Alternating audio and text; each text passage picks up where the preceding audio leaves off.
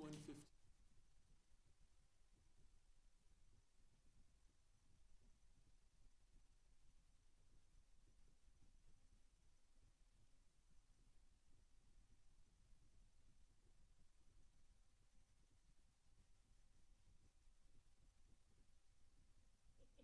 Are we 11 o'clock?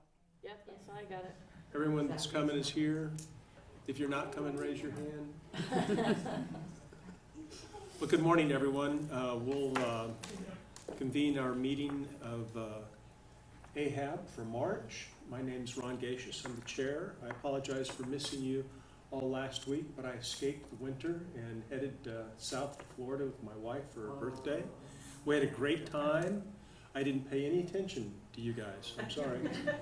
Just ignored you totally. I've gone back in and watched probably 2/3 the videos from last month's meeting, tried to get myself caught up, and I see that you gave staff a lot of work to do, and they've brought it all back to us this month, so we've got quite a bit to do today.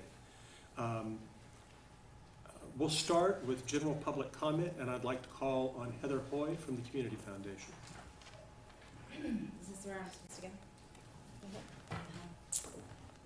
Thank you, Chairman Gacious and members of the advisory board. I'm just here, I've spoken with several of you about the fact that the Douglas County Community Foundation, part of our mission is to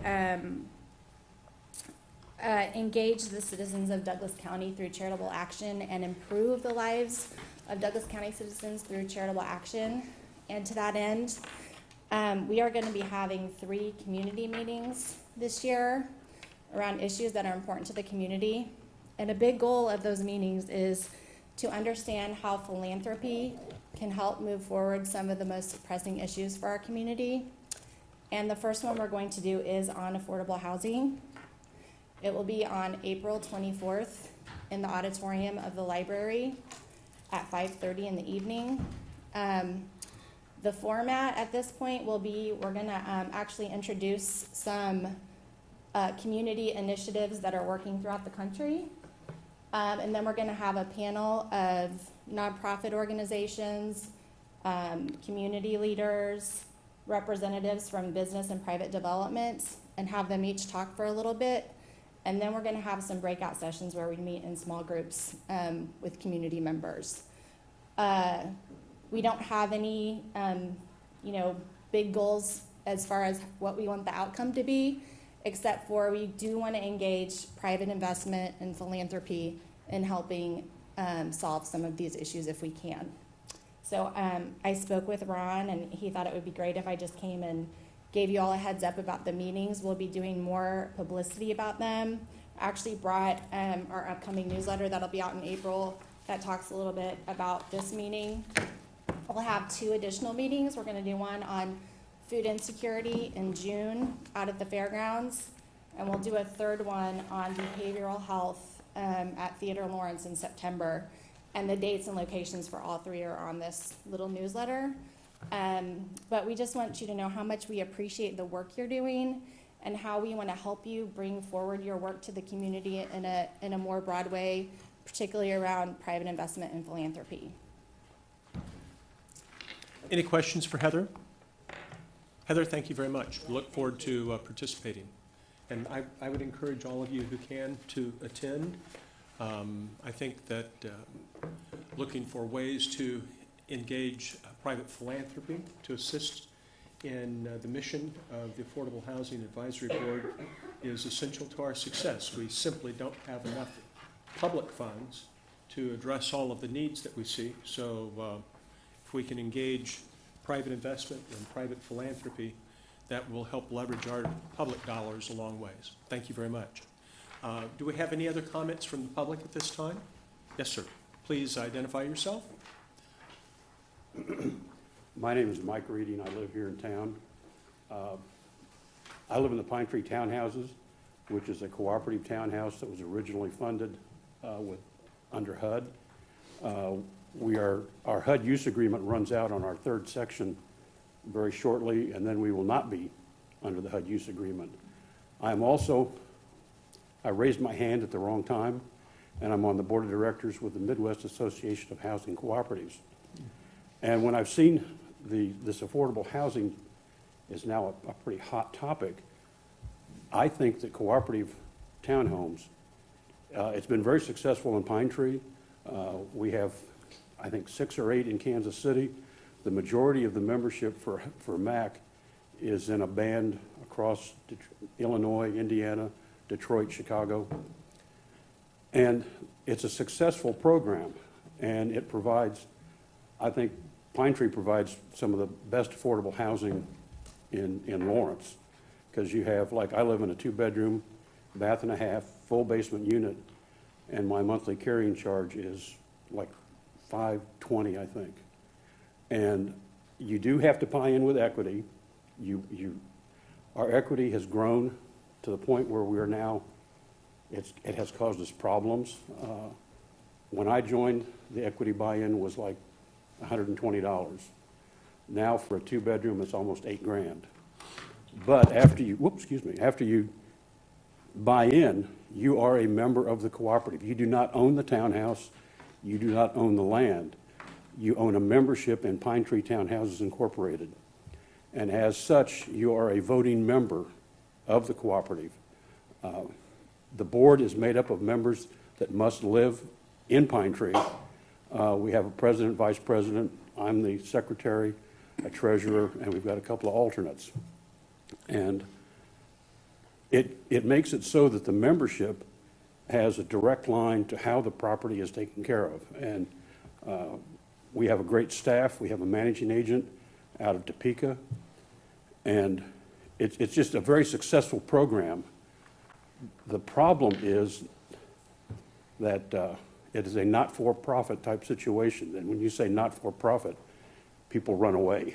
I mean, it makes it a little difficult. But there are sources of revenue. Our MAC conference is coming up at the end of April, and I would like to gather some information there. I was recently asked, how did Pine Tree get started? I honestly don't know the answer to that question, even though I've lived there from day one. I've lived there over 40 years.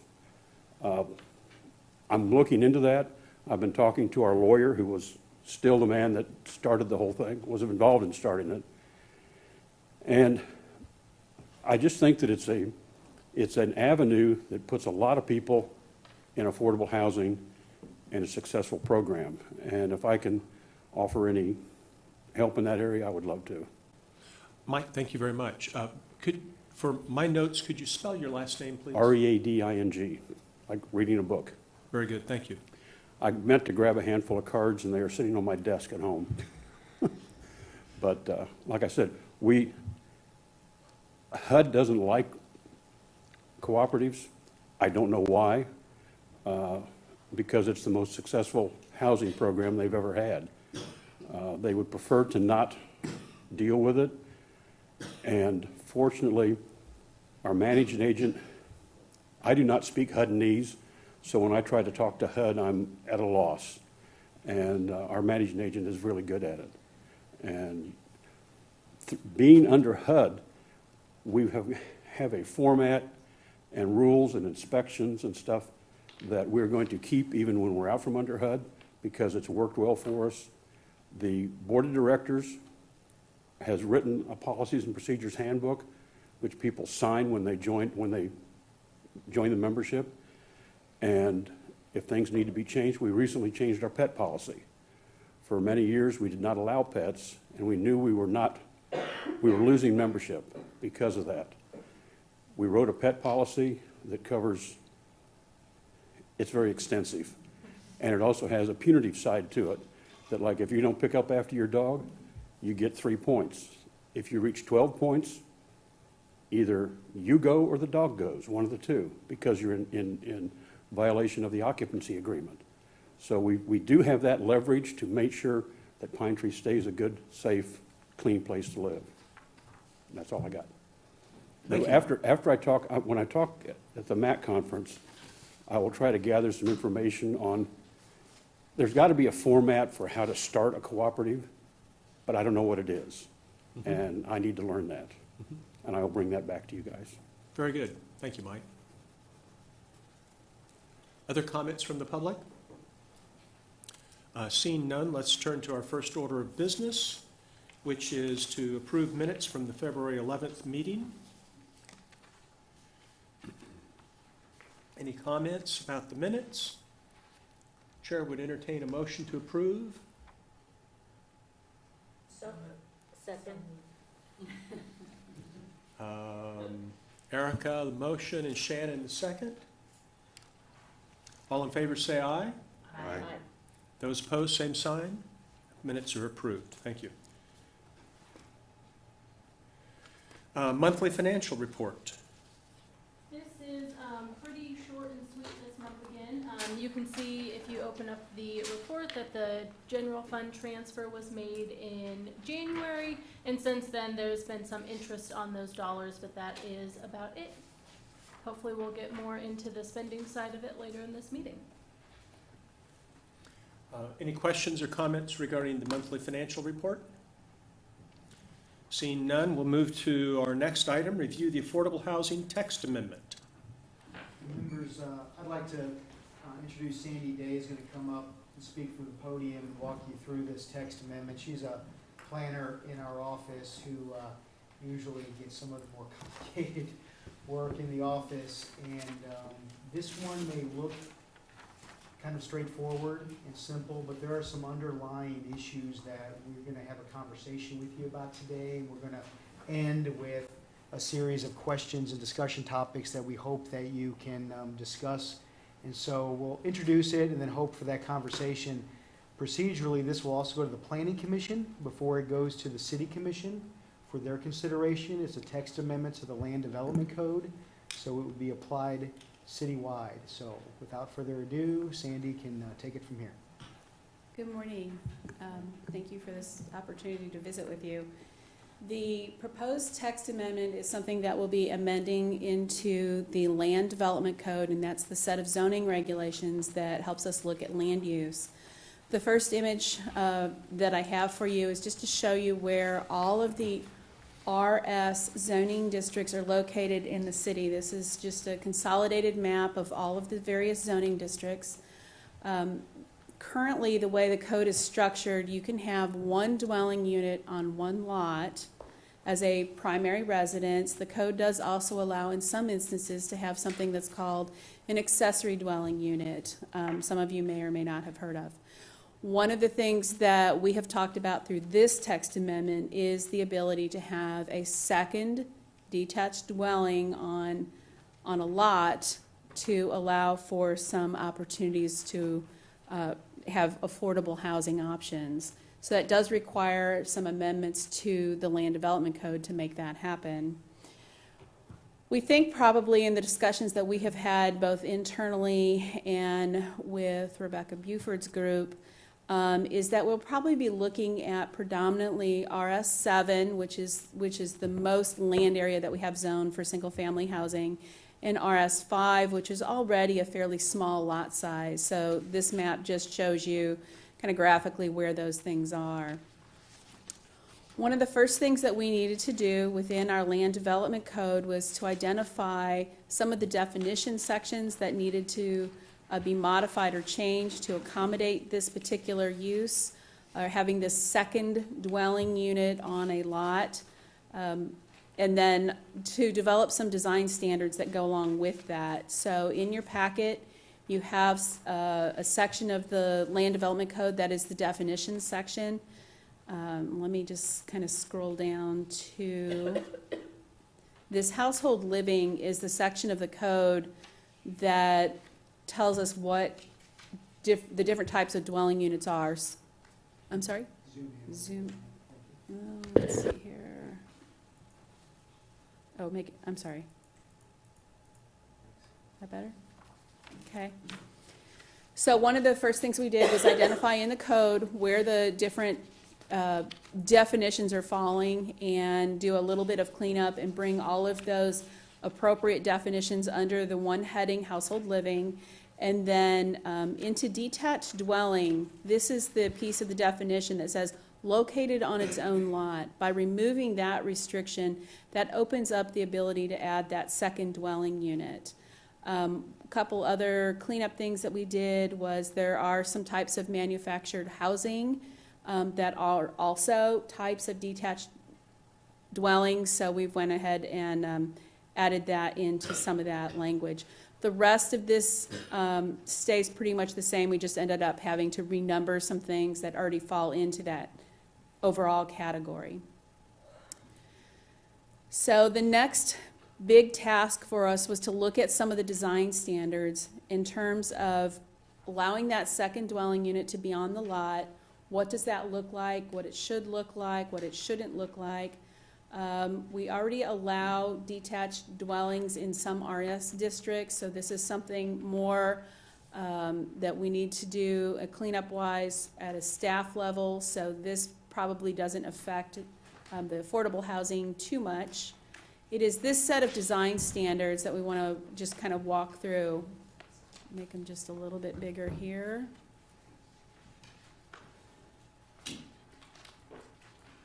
Okay, so the idea is that you can have a second dwelling unit on a lot when that development is done as something that we've called it out as permanently affordable dwelling units. And so that's one of the discussions we need to have with you is what is permanently affordable and then how are we going to make that happen.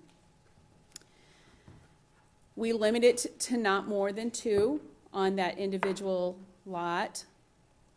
We do require that when you're building those 2 units that you still meet some of the basic lot requirements as far as building setbacks, having a minimum lot area, those kinds of requirements, just to be able to frame that second dwelling unit in the context, the physical context of how we see residential lot development. We make the distinction that an accessory dwelling unit would not be permitted, so you can't have the primary dwelling unit, the second dwelling unit, and then also an accessory dwelling unit. So we are separating that piece out.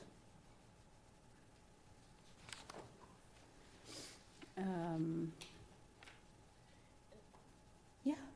Identify the difference between an accessory dwelling unit and a detached, or a, Sure. So the accessory dwelling unit, oops, let me get back here. There we go. So accessory dwelling units are a type of use that are allowed in the Land Development Code that, first of all, they can be into rear yard setbacks. They're usually a situation where you have either a property owner is in one of the units and then they may rent out. That's that accessory dwelling unit. That can be for a student, it can be for an adult child, an adult parent. It's how they're created. And they are intended to be subordinate to that primary detached dwelling. What we're talking about is allowing 2 dwelling units on a lot that each of them may be individually owned within that. Does that help? The other distinction is that the occupancy limits on an accessory dwelling unit for the lot is the occupancy limits of the zoning district plus 1, and the ownership requirement that the owner has to live in one of the structures.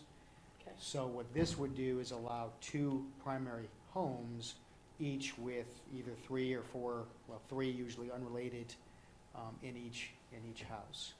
So it's adding a primary use, it's doubling up on the primary use, where the accessory use is really just an accessory use to the primary use. It's limited in size, it's subordinate nature, it's limited on occupancy, and the owner has to live on the lot. So those are the distinctions between the accessory dwelling unit and a detached dwelling on its own accord. So these would potentially have different addresses Yes. and metered separately? Yes.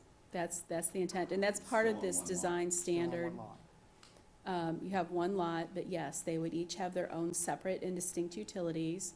They would be following this occupancy limit that Scott was just talking about, not more than 3 unrelated. That the front doors, so this is a design aspect, both front to the street. And then this is a graphic that was provided, developed by tenants to homeowners and some of the ideas that we talked about, and they had 3 different examples. This example is where you have that primary dwelling unit, that first dwelling unit, facing the street, with the second dwelling unit being right behind it. This one is taking that same basic lot size and kind of making it skinny lots, so they're still both facing the street. In this example is where you have the 2 front doors kind of staggered, so you're still having a front door that's facing a public street. Mhm. So the scheme on the left, you know, red X and no, because of the alignment of the front doors? Correct. Yes, That's the only reason? yes. There's some values around emergency access and visibility to the address and the door and that sort of thing that we're trying to instill. So Easements, driveway. the alignment on the left would be okay for, I'm getting the terminology wrong, the auxiliary. Accessory. An accessory. Dwelling? So when you have that It would work for- situation. I mean, it could work for that. Yeah, when you have a situation like that, many times what you have is maybe a primary residence with Right. maybe a detached garage and the unit above the garage. The So plus one. the +1, right. So it works for that. That It's alignment intended would to work for be, yes. Okay. And what we're also trying to do, not only the life safety issues that we get with emergency response, but also some neighborhood characteristic issues as well. In the standards section of the Land Development Code, this is a table that's in there. It's called the Density and Dimensional Standards. And this is what sets out that building envelope, the building setbacks, the front, side, and rear yards. It has some specifications about density, how many dwelling units or how dense you can have. And really what this text amendment would do would be kind of to suspend the density aspect, but still ask that the units meet the building envelope piece. And so what we needed to do with this table was really just to add the footnote that the minimum lot area, so you still need to have a lot that meets that minimum size requirement when you're doing that second detached unit. So this was another text amendment that we needed to make to the code to make this work. So this doesn't give this scenario any more building coverage or a break on setbacks or anything. You still have, and again, that goes to the neighborhood pattern issue and the scale of neighborhoods. We didn't want to necessarily open up a more intense lot. We don't think that's going to be an issue since most of the affordable product will be sort of modest in size in any event. That's how we've approached it. So what you also have in your packet is a definition of permanently affordable dwelling unit. We continue to discuss this at the staff level, so we do have an alternate. Do you want me to bring that up?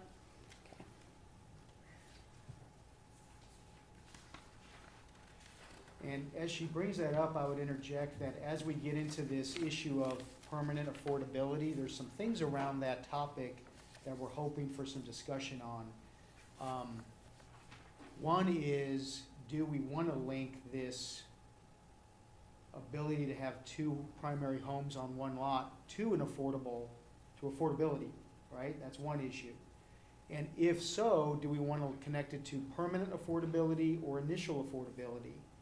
And there's some issues around all of those different topics that are swirling around, I think, in the discussion, that arguments can be made kind of either way on some of those things. We've approached it as an affordable housing program tool in your toolkit. So we have connected it to affordability as kind of a first approach. But we're hoping to have that discussion with you. So if it is connected to affordability, then we've got a definition of that that's needed in the code, and then we have to talk about what's the practice of that, and how do we actually implement affordability moving into building permits and land use and that kind of thing. That's where it gets pretty complicated pretty quick. So my understanding is the first definition, the one that's in your packet, came out of some of the housing affordability study, I think is where that came from. And then as we continued to have the dialogue at the staff level, we came up with also an alternate piece, really trying to get at the idea that the permanent affordability is dealing with the unit that is being permanently affordable, versus some of the other definitions talking about how do you qualify for it for the individual. So that was one of the things that we were talking about. A couple questions that we've indicated that we still need some follow-up on with, is that affordability, is that applicable to affordability for 99 years for the lifespan of the units? Is that something for the first time property owners in those units, or is that market rate affordability? Want to get some feedback about the idea regarding the multiple homes on an individual lot. Scott brought up the issue about students. There are students out there that could meet some of these affordability questions. And then some of the residential design, and you touched a little bit on that with your question about the units being behind each other. And I bring up the students because I think the discussion has always been assumed that we're not really talking about students in our affordability programs, but this is where the code actually comes into play. So if that's still the intent, we're gonna probably have to address that somehow in the code. So these are some of the discussion topics. If you go back to your definition though, Sandy, I might just interject a little bit more on what we're talking about, putting this into play. So that first box on top is what's in your code. And you can see this comes straight from our work with you all on defining affordability. And the actual definition has the part about no greater than 30% of your expenses, right, go to housing, or your income goes to housing. But if we're presented with a building permit to put up 2 units, and then we have to ask, well, are you renting them or are you occupying them from a home ownership perspective? This first definition on top distinguishes between the two.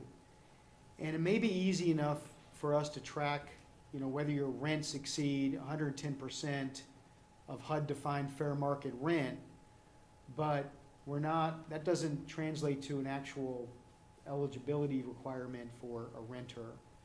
The second one, if you can prove to us through documentation, well, yeah, we can sell this to someone earning up to 80% of median family income as a first sale, but then we don't know what their income does after that. We don't know what the resale is after that.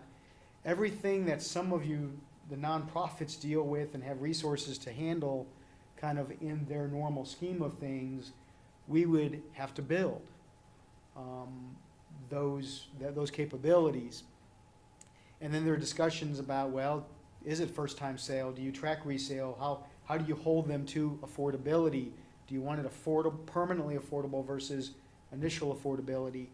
The second alternate definition gets more to just defining it in terms of either the buyer or the renter.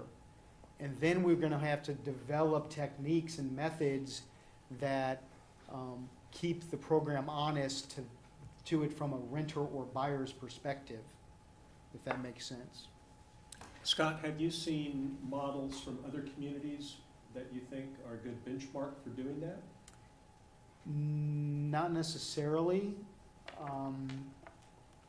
And and by the way, just, to be completely transparent, you may know this is a tenants to homeowners request. Mm-hmm. So we've built this with them in the discussion, and they've given us a little bit of research. And in fact, this is one thing our last week's meeting came to, where, hey, it might be good if you could show us some methodology that maybe you've seen in the nation being worked on. So that's a good kind of outstanding topic, Mr. Chair. The part of the discussion too, from their perspective, is they may not be able to lock down their affordability. If you're looking at the top One, they don't know what's affordable until they've built their home and decided what the gap was, which wasn't very helpful to us if we're trying to objectively put down a definition and methodology for affordability, which is why I think it became more about qualifying renters and owners for a program versus trying to make the structure affordable, trying to make the qualifying household part of the discussion. Shannon? Yeah, so my only concern about the bottom definition is that you can have non-qualifying renters or buyers paying a below market rate if you don't address the household who's going into the unit. Well, and that may be our intent with that bottom one was to do just that. Maybe it doesn't read like that yet, but that was the intent. We felt like maybe some components of the top weren't talking about that income qualified household, especially like the rent, for example. It may be easy enough for a developer to come in and say, yeah, we've capped it at 110% of HUD, but we're gonna rent it to whoever we feel is most qualified without any income eligibility requirement there. So that was the exact intent of the bottom definition, was to make it about qualifying a household based on their income.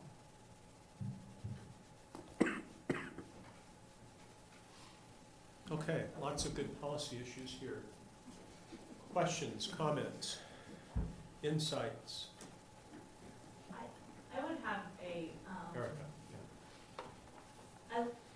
my question and my concern was for the top definition, that was here, because like Scott pointed out, the top one talks about there's no income guideline, but there's a structure guideline for cost. And the bottom one is the exact opposite, there's an income guideline, but, I'm sorry, there's an income guideline, but no structure, dwelling cost. And I guess maybe there's more that needs to come out of that bottom one. I think the bottom one is getting to it, but it's still, who's defining that, what's affordable to an 80%, family earning 80% of the median? Well, it's based on the HUD guidelines. That was the intent of adding the HUD part there. So again, The it's affordable cost? I guess I didn't read that correctly. this definition isn't intended to develop the entire qualification component of such a program. It is to help us define what permanent affordable dwelling unit is, if that's what we want to do. There has, Not what people can charge for the house, for the dwelling, or for the mortgage. yeah, and For the again, rent. if we need to develop this, then you all are the experts who do this kind of work, which is why we're presenting you two different definitions. But the intent was that it's a dwelling unit which has a cost of rent or mortgage at the level per HUD's guidelines, affordable to 80% based on your household size. So we'd have to look at that table, figure out if you're 1 through 4 plus person household size, and that's what your rent or mortgage has to be for that unit to qualify. Just to extend kind of the discussion a little bit, that what if something falls out of compliance? Then you have two structures on a lot, right? Do we open this up to the private development community to develop affordable homes? There's arguments for that should it be connected to affordability at all, or should we revise our entire RS zoning districts to take it up one notch above ADUs, right? Because we can already do a primary house and a smaller accessory house. Should we allow single dwelling districts, which, by the way, by definition is one house per lot? Should we convert that more to a multi or two house lot zoning district? We had the option of an approach to create a brand new zoning district, but that wasn't very helpful to the applicant of the text amendment to go through that zoning, and then you kind of get into spot zoning discussions and different things, because part of the real benefit of this is the ability to disperse by choosing certain lots in certain areas of town, where you can buy a lot at a low cost and then take advantage of this. So don't know exactly what the consequences to neighborhoods are gonna be, or the impacts and the outcomes, but those are all part of the discussion. And this would be for existing lots and blank, and currently vacant lots, right? I mean. It could be for any RS zone Okay, lot, whether it's vacant, or existing. I would advocate that we consider altering the setbacks and the minimum lot square footage if we're gonna be increasing the density anyway on these lots to allow for more opportunities to get more affordable housing, if that's a consideration. Could you repeat that, Tom? I would advocate for, you talked about that the setbacks, the minimum lot square footage would not be altered or adjusted. I would suggest that should be consideration to modify those setbacks and minimum lot square footage to give more opportunities for lots that would be acceptable to build a second unit on. Scott, have you done any analysis of how many lots within the RS7 and RS5 could meet that opportunity? You know, so if you present the new text amendment, how possible is it? I know I'm sort of asking for a lot by lot Right. analysis, but do you have any sense whether if we don't change the setbacks, it would have much of a impact? A lot of the RS7 lots are actually zoned, well, they're not, not zoned, they're bigger than 7,000 square feet. They're usually in the 9,000 to 8,000 square foot range, so you have a little bit more depth to a lot of those lots. Not going through lot by lot, but what you really see is your RS5s tend to be 6 to 7, your RS7 tend to be 8 to 9 before they cross into that next one up. So you don't see a lot of them set exactly at that minimum dimensional threshold. Yeah, it would be an analysis, that would be an undertaking, and probably neighborhood by neighborhood, you'd get a different result from it. But I will also say, when we have had a little bit of discussion at the city commission level about RS5 zoning, and the issue surrounding that has been sort of the McMansion circumstance, right? Where they're taking it out to its limits and building and sort of going against the pattern of some of our established neighborhoods. In fact, the discussion there has been to go the opposite way and not open up, but restrict greater on RS5 lots, the ability to build McMansions, which we're not talking about here, but that's certainly one of the potential impacts. I might also mention with respect to your question about lot size and setback, when we build standards, there is the ability for somebody to request a variance through the Board of Zoning Appeals. So if they can meet the test of a variance to deal with those kinds of situations, that may be an avenue for some of those more irregular sized lots. Well, and that process allows the neighbors and the public to get involved and have a voice, so that's probably a good thing if somebody's trying to put something odd and outside of the norm in the neighborhood. I mean, not that it's good for us necessarily, but just process-wise. I can tell you that in discussions with tenants, the homeowners, they haven't seen a concern for our existing standards necessarily. They think they can, part of what Jeff said, which is that most of the lots are bigger than the minimum anyway, so there's usually some room they can do. So to pull this back to defining permanently affordable, would it be possible, and I don't know if the structure exists, to have those homes that are permanently affordable placed in the care of one of our not-for-profits? I was just gonna ask. So how is that can get, yeah, I mean, because you're then gonna place the appropriate people. The city doesn't have to build that infrastructure, you know, people and departments or whatever to track that. I don't know if That's interesting. that's within the capacity of our groups, but. So, I mean, obviously, everything the housing authority owns is permanently affordable, and it's done, of course, by two ways. The first is all of them have a deed restriction, on the property. We file that when we purchase a new property. We put a deed restriction on. HUD requires us to do a 30-year deed restriction for new stuff, but we don't usually put the 30-year in there. We just put the restriction on. Right. And then the other way is that everybody who lives in one of the properties that we own, they have to be eligible. So it's a two-part process. Is we attach it to the land, the property, and we also make sure somebody's eligible. Right. Yeah, and again, we haven't scoped out one specific methodology yet, but we talked about the deed restriction component, and somehow we'll have to codify what this, how to get there with it, and we just struggle with that right now. Sure, I think there are real logistic issues with this, and, I suppose that it could be possible as we work through some of these policy issues that, that the city could choose to contract with one of the nonprofits that does this regularly as a possibility.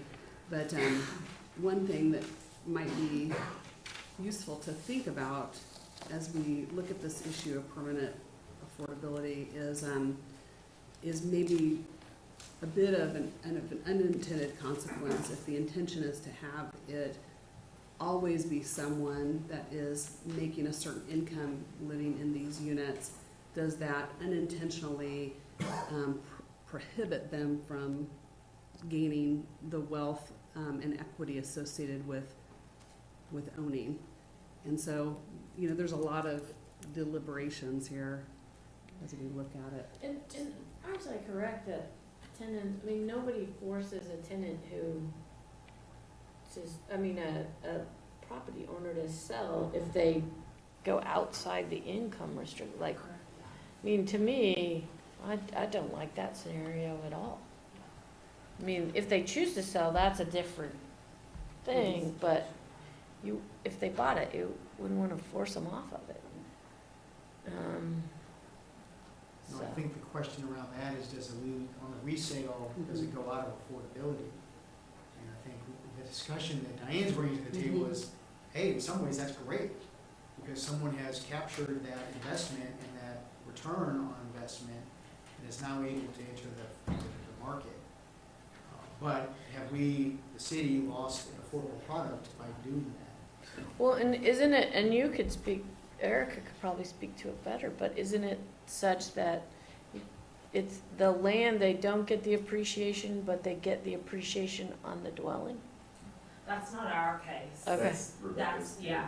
Yeah. For a majority of our homes, they are allowed to go on the open market, so they do earn all of that equity that they have put in over those years. Now, since I've started, our houses have become permanently affordable, but back in the day, there's still several that could go out on the open market. And how would your new ones work? There's a deed restriction on it, so if the family chooses to sell the house, if they're gonna leave the house, we would income qualify another family.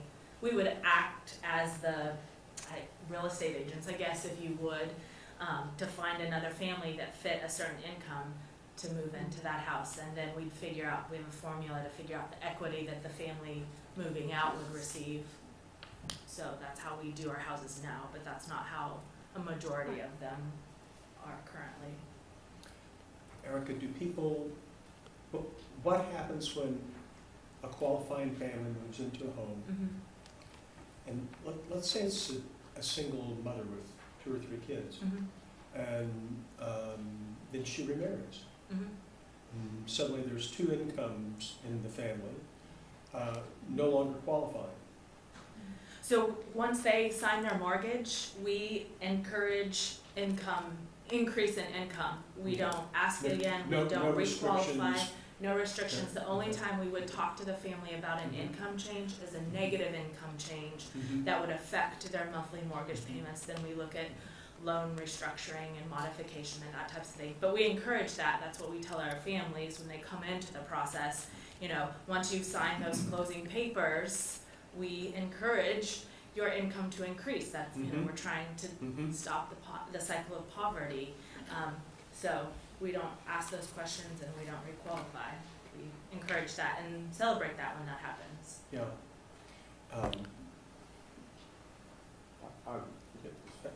Go ahead.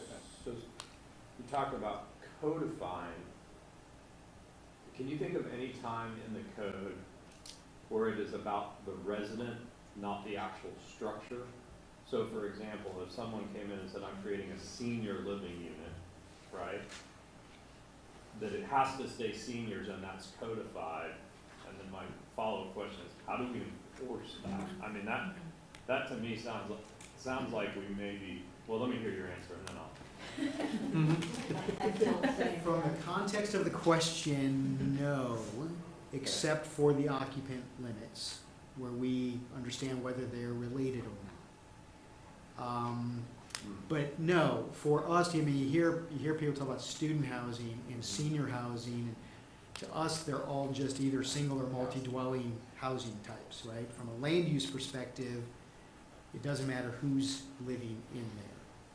I would say this effort on affordability is pushing us to think in different ways about that. Now, I will also say that some cities and municipalities do have age-restricted developments, usually 55 years old and greater. The Sun Cities of the Sun Belt, for example. And that's usually done through zoning code, at least the ones I'm familiar with. So the zoning code does address it, and we've thought about the deed restriction. Maybe that's a methodology that we can look at.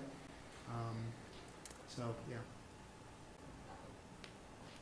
Scott, in your opinion, when you read that bottom definition for affordability, for for-profit developers, is that easy to understand, difficult to understand?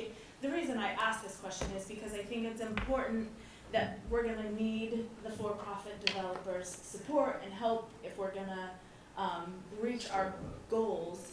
And I think there are some barriers sometimes to that, and so I'm just curious your take on whether that's a pretty Well, understandable definition or. I think that there are going to have to be a couple of programs developed after this and with this on how to do it. And so, I'm not concerned about conveying the intent and the definition and our interpretation of it to anybody, because we do these pre-application meetings all the time. It's going to be more or less how many different ways are there to do this, and which ones are we going to want to do and build programs around. And I think that's the difficulty. That's why I kind of have an opening conversation about it with you, and probably an opening conversation with the Planning Commission in a couple of weeks when they see this, because they will need to see this from the land use perspective as well. I don't think it's going to be fully developed and able to move on to the city commission until we vet it out a little bit more and understand what the programs behind the code are going to be. But I still think we need to talk about whether or not it's an affordability product or not, and then how that works. Just on a maybe too far into the weeds, unintended consequence approach or thought about it. I think the reality will be that there will be certain, if we give neighborhoods a voice, I think there will be certain neighborhoods that speak louder than others. I think when the rubber hits the road, that there's going to be certain, if we're talking about existing houses and existing lots being able to capitalize on the secondary unit, the reality will be there will be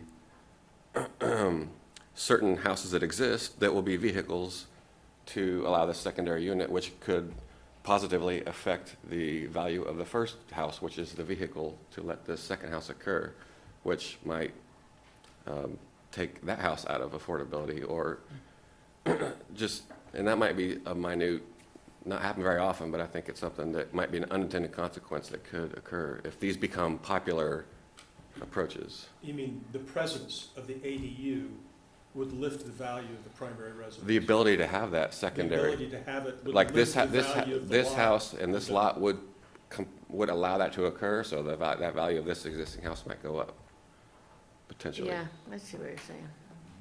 But if we're restricting that to affordability, Yeah, that lessens that because it's not a market rate unit you're adding. If you have a house and you're not adding a market rate unit, you're adding okay. a below rate Mhm. market unit in order to even be allowed. Yeah, but I think what he's saying is you're taking a single-family dwelling that has its own thing, and you're saying, yeah, now you have a single-family dwelling and you can build a rental unit, so now you have a place where you have the same family unit, Right. plus now you can have an income-generating property because you have the ability to comply with this new thing. So No, I agree with that. I but see think your it's point. lessened by the fact that both units then have to be below market. Oh, okay. The way the code, that's the way I The way, read the the way code. we've presented it, that's the Okay. way that both of them have to be. I So see. all of a sudden, if you move out, oh, that unit goes to below Oh, market my. too. that's weird, yeah. So that's gonna probably eliminate the person that has the house that could add the second house. It's not near as attractive as if I Who could would add a market want, unit. yeah, who would wanna do that? Could you clarify that for me? So the ability to put Again, it's in for us to the acquire. second unit only occurs where the primary unit is already affordable Or made affordable. Or made it. or made affordable? As So opposed maybe to it's the rented new. out at a serving household at 80%.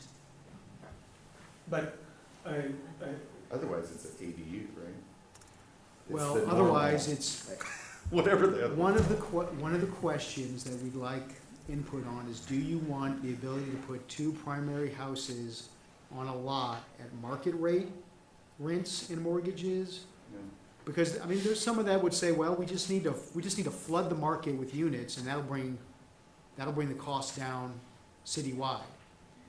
I don't know if I'm a believer in that statement or not, because you gotta flood it with a ton of units to be able to do that, and Heidi was here, that's what her response was to that very question.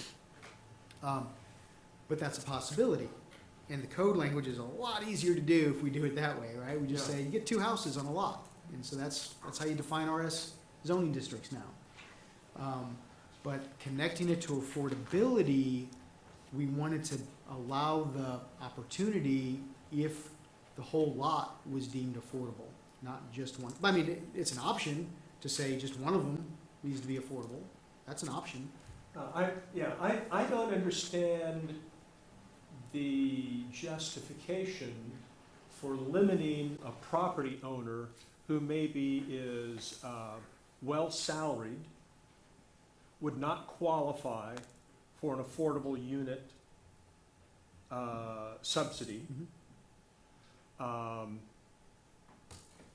Middle manager at Hall, if, you know, the primary unit they're in's not an affordable, does not meet the definition. They don't meet the definition as qualifying, but to preclude them from putting an affordable unit in the back of their lot, but allowing the person next door who's maybe retired on a limited fixed income and would qualify and is in a more modest home, if what we're trying to do is put more units in the ground to address the affordable housing issue, why does it matter to us if the primary unit is affordable or not? Well, a couple things. That may be a very reasonable perspective on this. We built it based on the applicant's kind of framework, right? So this is Okay. the tenants to homeowners model that it was built on, which just happened to need to put two affordable units on one lot. So I do think that there's good discussion around that, and as you say that, right, the investment has to be there to churn out the units. And it may be very much that you want that investment of a primary market rate house to spur the development of an affordable unit. And so that may be a very reasonable If I were a thing. developer, Mhm. if I were a developer, I would be looking for the opportunity to put you know, a market rate home on the lot with the incentive from the Put a second. city that you can put in an affordable unit in the back, generate a second sale or a second rental, and we'll give you that opportunity, but only if the additional unit's affordable. No, I think that's true. I mean, I think what we'll hear from the community through these meetings and the planning commission and city commission in Mhm. particular is, what are the intended or unintended consequences that we haven't thought about that? I can tell you that we have tried twice to put accessory dwelling units in the RS5 district. It's our district that doesn't allow them today, Mhm. and it has been met with high resistance from some neighborhoods who see it as an assault on the pattern of their neighborhood and an assault with student housing in particular. So if we end up putting a code standard in there that deals with the student housing component, that might address at least that impact to neighborhoods. But that's why I started out saying it seems like kind of a simple thing, but this has met resistance when gone out to the community in the past. It hasn't always been framed as an affordable issue, right? It's just, well, the values around accessory dwelling units have always been framed around high planning values of densifying neighborhoods to do infill development, the affordability issue, the added income to somebody who owns the lot. I mean, all those planning values still remain. When it hits the streets, though, it's, oh, you want to put more students in our neighborhood. That's what it translates to. And I see hands raised in the audience, Mr. Chair. I know you're planning on getting public comment as part of this agenda item as well. Just wanted to acknowledge the arm going up. So anyway, that's my response to that. So, yeah, I think that's a great discussion to talk about what investment is going to fuel the extra units.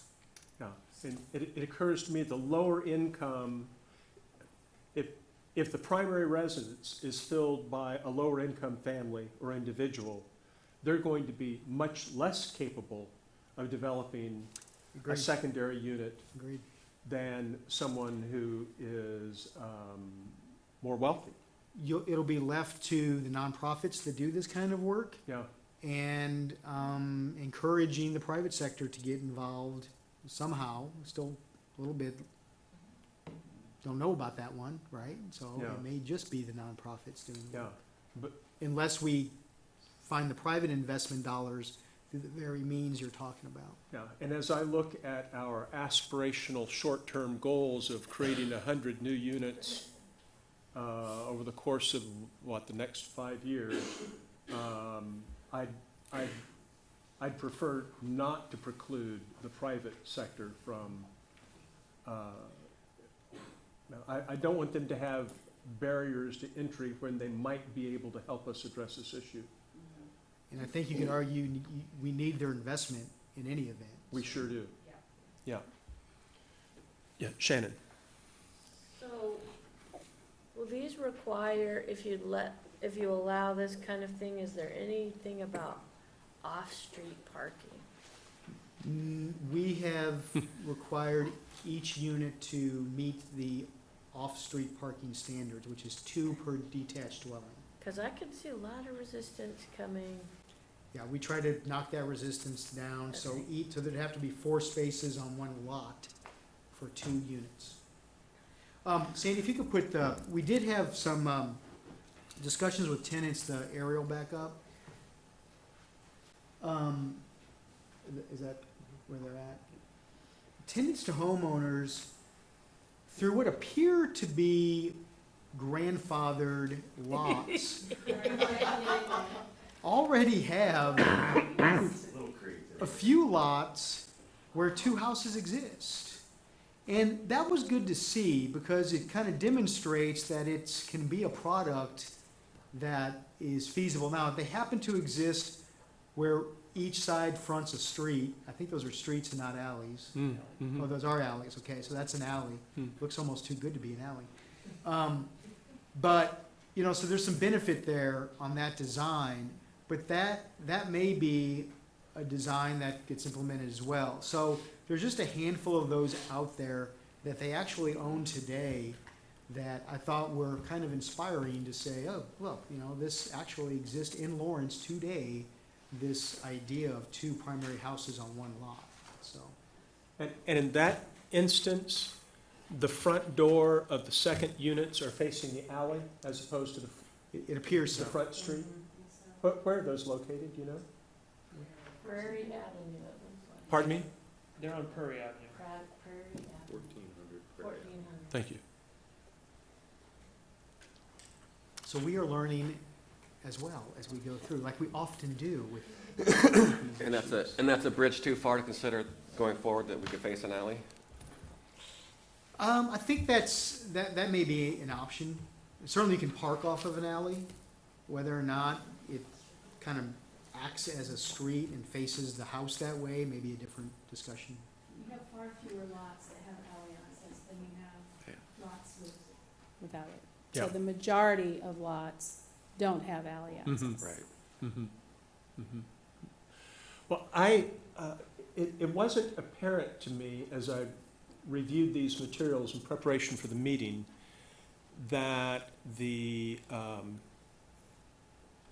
changes proposed were modeled specifically to the current application.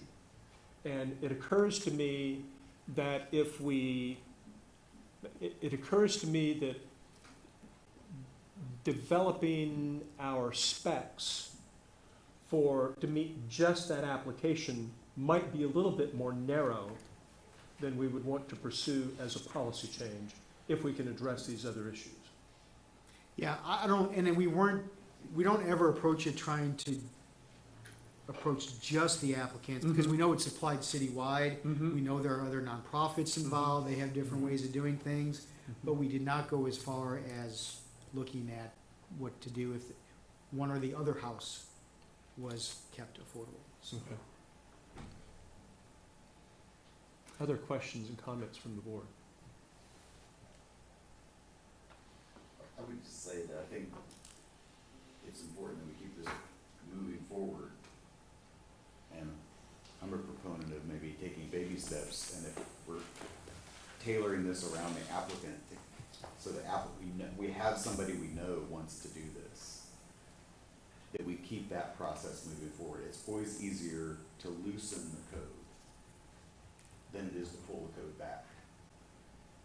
So I would rather add flexibility later, if necessary, to keep this moving forward, so we can get this in the hands of at least some of our not-for-profits that are gonna be making application for grant funds, you know, in a reasonable time frame, in lieu of spending a year and a half trying to figure out everything that might possibly occur and how everybody might be able to use it. I'm sorry. So, just a thought. go ahead. Did you explore, so sometimes what moves to change code is special use permits, you know, and in this case where we're talking about a homeowner that wants to add a unit onto their property, that seems different to me than tenants to homeowners, which is trying to put two affordable properties on one space.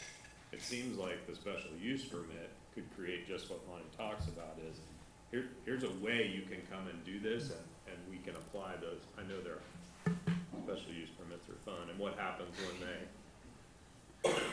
when they build the property and they decide it's no longer going to be an affordable property, so.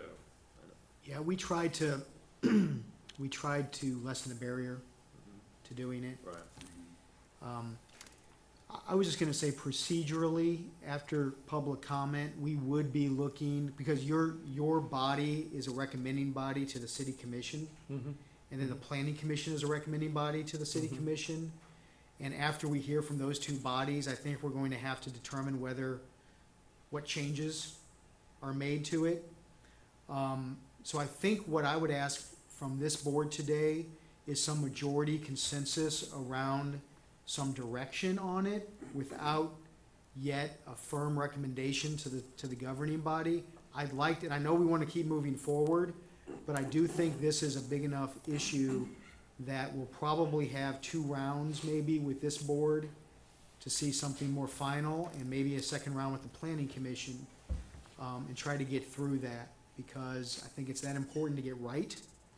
And we need to hear from the public. And Mhm. their avenue is through you and through the planning commission, and Mhm. ultimately then through the city commission.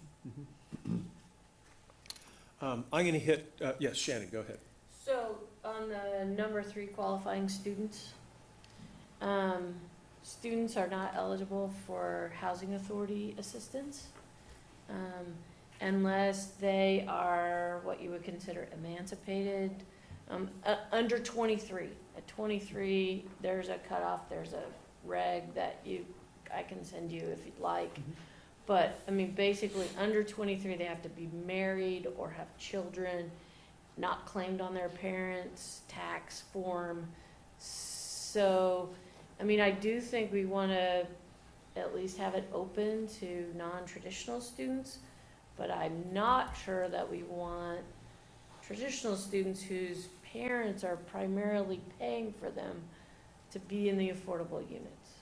Yeah, maybe we can reference a code, HUD code Yep. section or something. Piece of cake. The easiest way to do that. I see lots of heads nodding. Is there consensus amongst board members that this is part of our objective? Yeah, Great. yeah. As long as it includes the non-traditional. It does. Yes. I'll send everybody a link to that, but you guys. I'm gonna hit pause button for just a moment. I think we've raised a number of issues. I'd like to hear if there are any comments from the public that would like to be made at this time on this topic.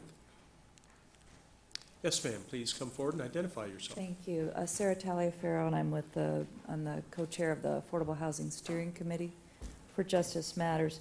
I tried to take notes, and I'll try to be quick and organized.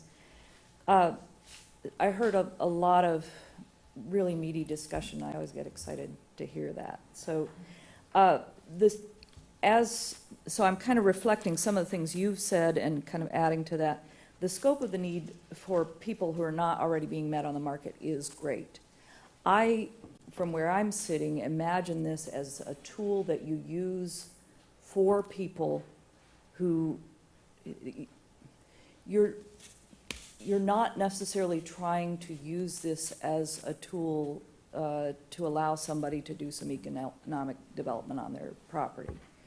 I imagine that there are other tools that you could use for private developers and investors, such as perhaps the opportunity zones, or coupling that with affordable housing. But that this particular one is indeed to just increase permanent affordable housing stock. So you want to design it so that it's as effective as possible to do that. And as you said, maximize, it'd be great if you could, double or triple the 100-unit goal that you've got, given the scope of the need.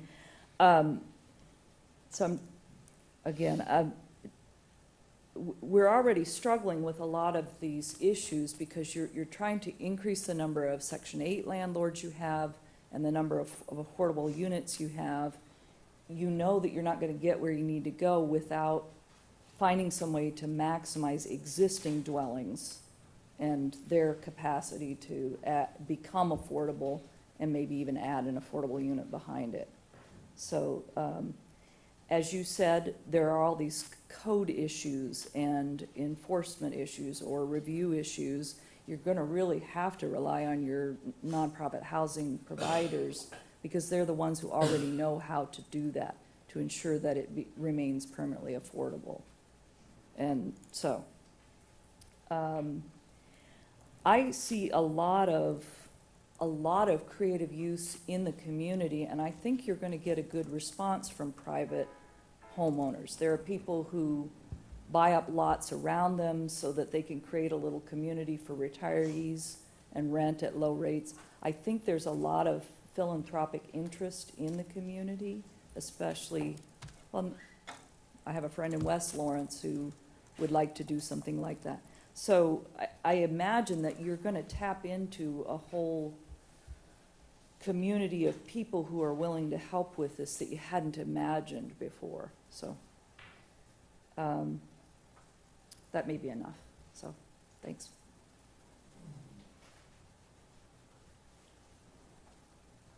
Yes, sir. My name's Steve Ozark. I'm part of Justice Matters and Mhm. been involved in affordable housing since I started hearing about this decades ago. I just succinctly wanted to add that I think the opportunity to build those 100-plus units, from what I understood from Brian Jimenez, who is city manager for compliance or for renters, he spoke to the Association for Homeless Concerns here a couple, maybe it was a year and a half ago, and said he believed there were hundreds, if not thousands of units that had density issues, were out of compliance, that had existing units now that are now being called upon to take those down. They're maybe not livable, but they exist because people built these without permission. And to me, this is just a really great opportunity for the city and for this board to look at how to take those units and demand that they're made affordable, or they need to take them down because they're not in compliance. I mean, you have the leverage to say, make it safe, make it affordable, or it needs to go, right, for the good of the community, and these are properties that currently exist in our community. As I understood, he did say the word thousands, so that's a large number. I'm not sure the accuracy of that. I've been trying to reach Brian to get a more recent update on that, but that seems like a great giant step for your work, and I thank you very much. Thank you.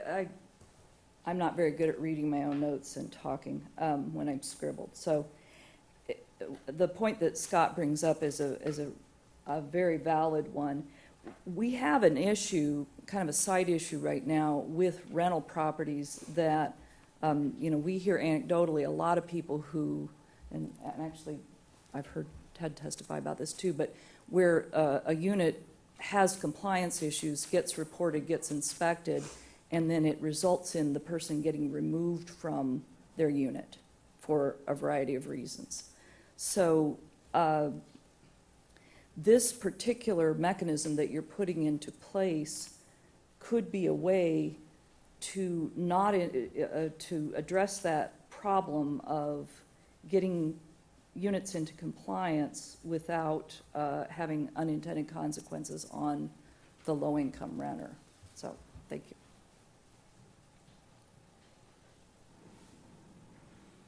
Any other public comment? Thank you. We'll return to board discussion. Other board comments, questions? I see everyone's furrowed brow. I hear the gears starting to hum.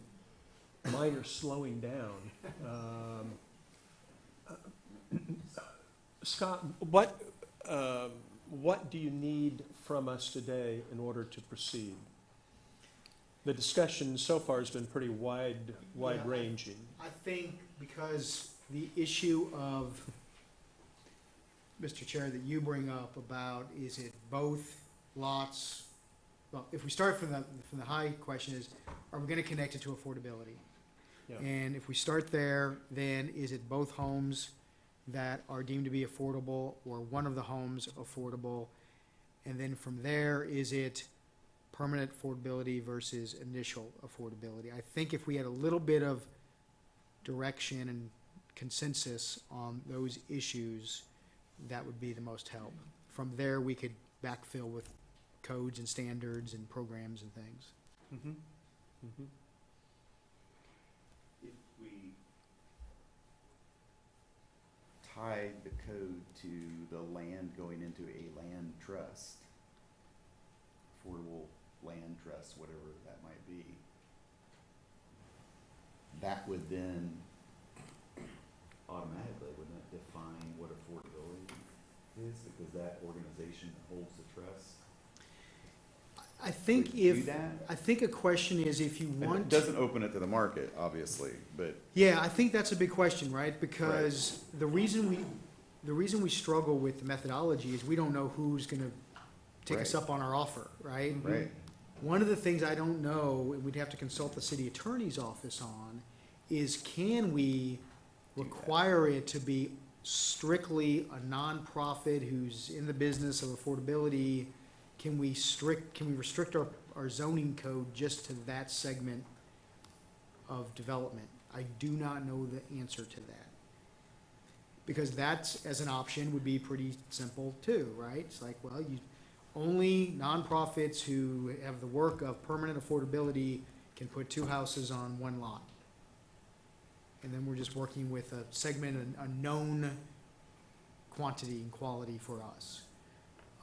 If not, and we want to open it up to others, then we've got all those other questions. Yes, Diane. Dana. Dina, excuse me. I just see this almost in to think of it all in one bucket seems too convoluted to me.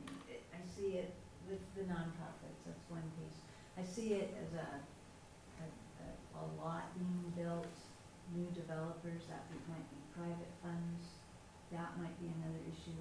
And then the mom and pops extending their RS7 lot, I see that separate. Is there a way to keep the scenario Ron mentioned about the primary resident and the additional, because I wouldn't want to throw off that creativity, but I'm not sure they both need to have the same regulations and code. Is there a way to separate that so that it's new construction or construction on a house that had to be torn down, and so it's new permit versus adding a lot and adding an affordable home on the back end, where the front end might be the market rate and the back end might be deed restricted to be some qualifying permanent affordability.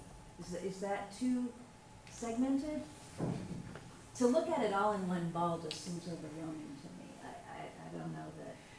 Well, so, anybody except in RS5 zoning, if you're in RS7 zoning, you can go in and you can build a new accessory dwelling unit and rent it for whatever you want today. And you only get you can't rent it to, more than one unrelated, you can't exceed your occupancy limits. So you can do that today. And that can be market rate, or that can be affordable, depending on what you want to get out of the deal, right?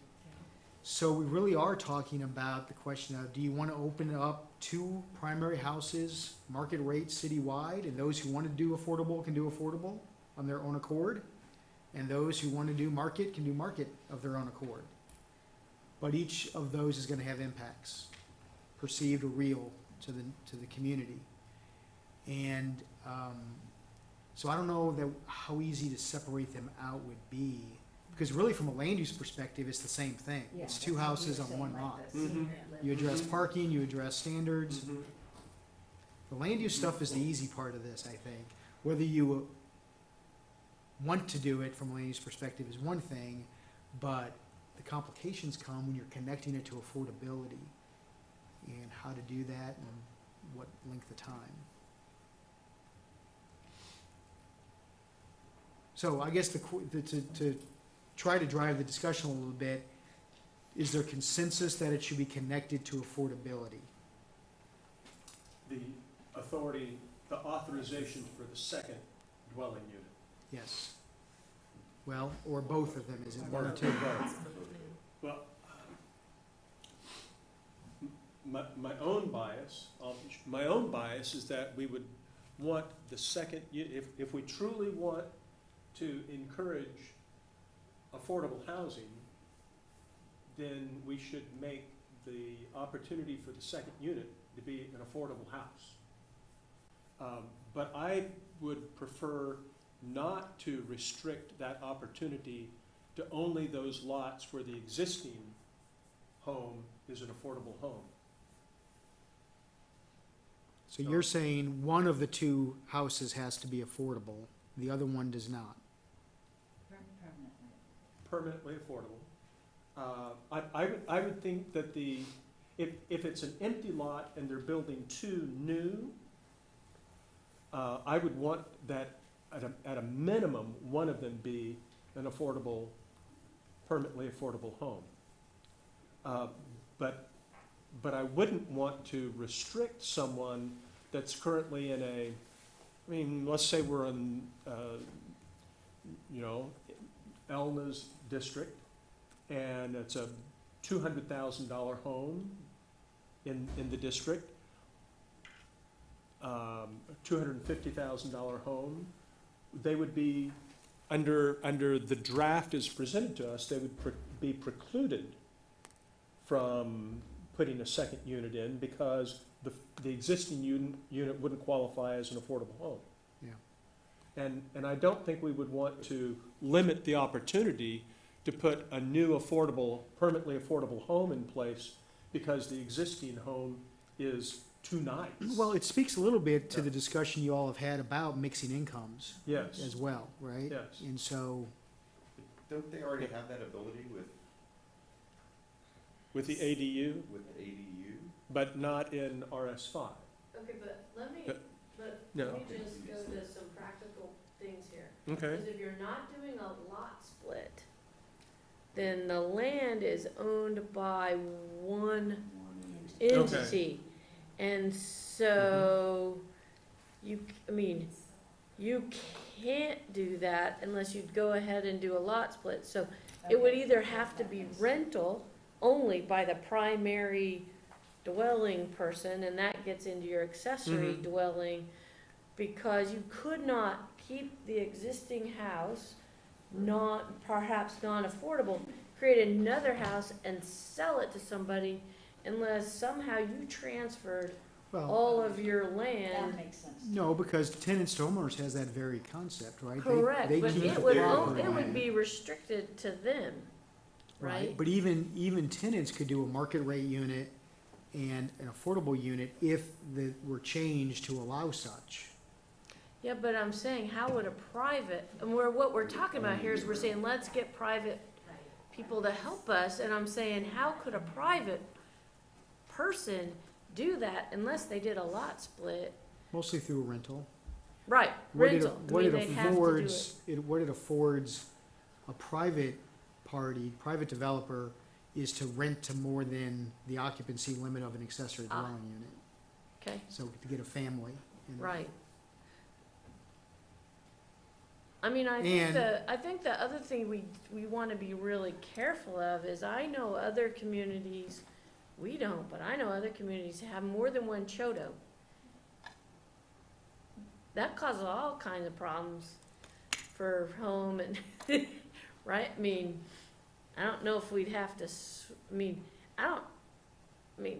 maybe we want to encourage that, maybe we don't, but we should certainly think about that before we create a vehicle that would encourage other entities to form CHODOs or something.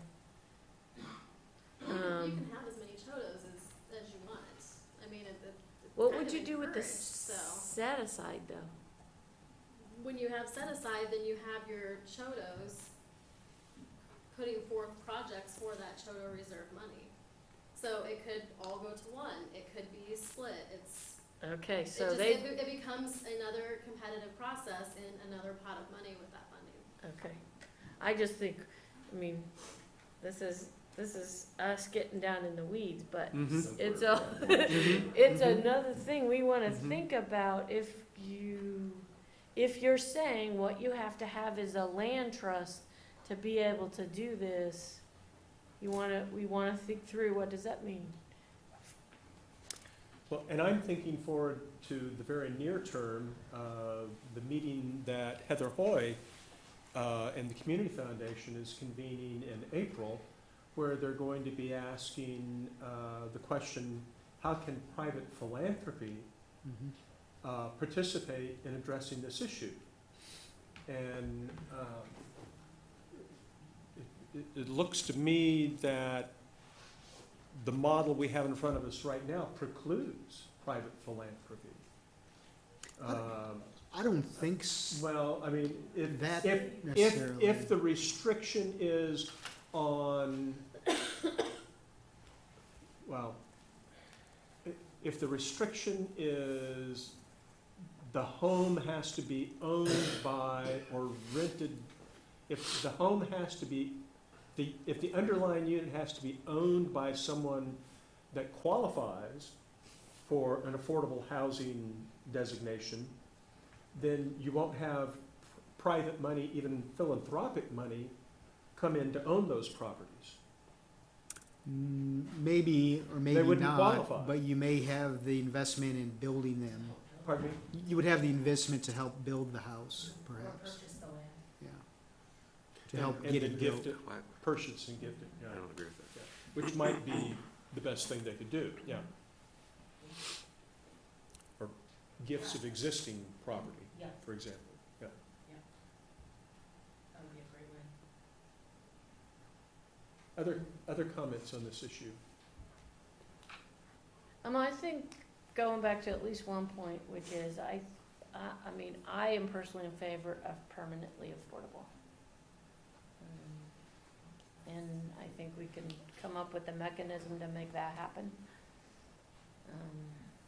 And you're referring to both units on the lot, or if it's a split lot? I mean, the instance that personally, we've got in front of us, these are all split lots? Well, they're all one lot with, that would have Two two, units? yeah. So they're not mean, They're split. not split lots? I'm okay with either or in that scenario, Mhm.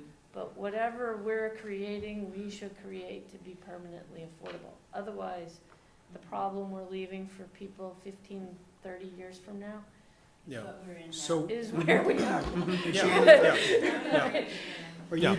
does that Yes, I- incorporate the idea that there's a built-in automatic building of or, growing of the initial investment if it's a home ownership issue, similar to Habitat or Tenants Mhm. model? Yeah. Okay. So, I would appreciate getting maybe a template from you on what that looks like. So we've got permanent affordability. The one versus two houses is still the big question. Comments? In terms of majority consensus, that is. Yeah. Whether one or both houses have to be affordable. If the goal is to hit 100 houses, I think you have to make it as flexible as possible, so I'd be in favor of one being affordable, which would perhaps encourage existing homes that don't meet that criteria to add an affordable unit. Rental, yeah. I mean, We can draft it up like that for your review, because I do think I think there's some good reasonableness there and a reason to study it anyway and consider it. And that, of course, flies in the face of my earlier point of creating the first house, maybe adding more value to that first house, but if we're still trying to create units, that's probably the most flexible way to do it. Well, I think what you'll find is, we have our friends from NDC here too, we'll probably talk to here as soon as we can after this. They're just learning about this too. But, the investment part of this is real, and it's needed, and it's necessary to make this work. So from that perspective, I think it's worth at least considering. When you say the investment part, you mean the financing? To finance everything at the philanthropic, the private investment, the nonprofit who gets their money from, sources. So, yeah, I mean, I agree that it would help get us to the number of our goal if we maybe create a more flexible code. It's not that the nonprofits may not choose to do both units. Everyone will have that choice. But if you don't have that ability, and you can at least do one, so I'll take the direction to draft that up as a option for you to see. And then, again, if we're anticipating a second round coming in, you'll have that ability to keep the discussion going. So I appreciate that. And thinking about it, it will leave us with a distinction in RS5, which may be good, maybe if it gets adopted, that in RS5, you won't be able to do an accessory dwelling unit, but you will be able to do another full house. So we'll need to be ready for that discussion. Only if it's permanently affordable. Only if one of them, or both, depending on how we end up, Yeah. is permanently affordable. And not available to students. And not available. So, moving forward, I'm just trying to list all the distinctions and the issues surrounding in the those. matrix. I think the issue of whether or not the RS5 ADU restriction is appropriate or not is a separate issue. Agree, we're not taking that on right now. And we're not taking that on right now. So that anomaly that gets created by this kind of a change isn't of immediate concern to me right now. We might want to revisit that issue later. But I think I agree with Tom. If our, you know, we're setting some aspirational goals, and I'm gonna comment on those later in the meeting, but if we're gonna have any hope of getting close to some of these numbers, we're gonna need to be able to pull investment from throughout the community and look for opportunities wherever they might be. So I've been, Yes, ma'am. I've been approached brainstorming, you know, people brainstorming, I know all of us do. What about this, what about that? And a common scenario that I get presented is, if I had a property and I had the ability to have a market rate unit there that would support 4 other units on that property, multi-use permit is what I think they're talking about. So the market rate unit would be extra nice, and these other 4 units could be affordable. I get approached by that kind of scenario. I'm not doing it justice, but frequently, that's not so how does that fit into all of this? Well, I would say that if they find the right zoning district that allows 5 units, they could develop that per the zoning So code. could we do that kind of thing with 2 in what you're talking about? Well, I think that's what we're talking about, Okay. which is That's the what market rate you're saying, 1 unit. subsidizes the affordable unit. Uh-huh. But part of me thinks that there is a economic component of this, that if you just open it up to all market rate, then you're gonna get one outcome.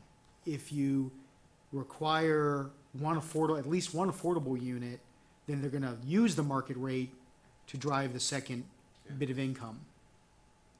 And that to me is a reasonable approach to it versus opening it up just 2 houses on 1 lot without that connection to at least one of them being affordable. Go ahead. I was just gonna say, but that situation would be rental, right? We're not talking about homeownership at that Typically. point, and this, so But what- this regulation wouldn't bring on homeownership, because you have to sell the last They have half to of your be- lot. Yeah. Yeah, it would be the Well, land and the house, Unless a right? nonprofit uses a market rate to help fund this one plus another lot. I mean, Unless it's against international policy for that Well. organization to do that. not our problem. Right, I'm just putting that out there. But again, So my- my concern is that it's a driving force for rental, which is great, because it's a huge need as well, but I would also agree. looking at how can we also drive home ownership units with this regulation. And it as doesn't well, and does foreclose hin- that. Hinder it, right. It doesn't hinder Yeah. it, in my It opinion. doesn't hinder a lot, potential lot split. Well, that's a different matter altogether with subdivision regulations. It would hinder a lot split. Yeah. So you'd almost, to make this home ownership, you almost have to have some entity own the land underneath and condo out the units through a different mechanism altogether. If there's an existing, if it's We an did that with- empty lot, then it works. I'm We talking about the essentially did that existing with the lot. demonstration project, right? 3-4 years ago? don't- The They're all land is owned, individual, yeah, the land is owned by the trust. tenants, yeah. you And know, then we and own the there's a house. homeowner Yeah. and rental units. Yeah. So we've done that. What if they were separate issues? You have this existing market rate house, and you can create a second one if it's affordable, you know, ADU, but it changes the occupancy. Yes, I understand. Thank you very much. And then you have a separate one, a separate thing that is the 2 houses on a lot that are owned by one entity, that they're both affordable.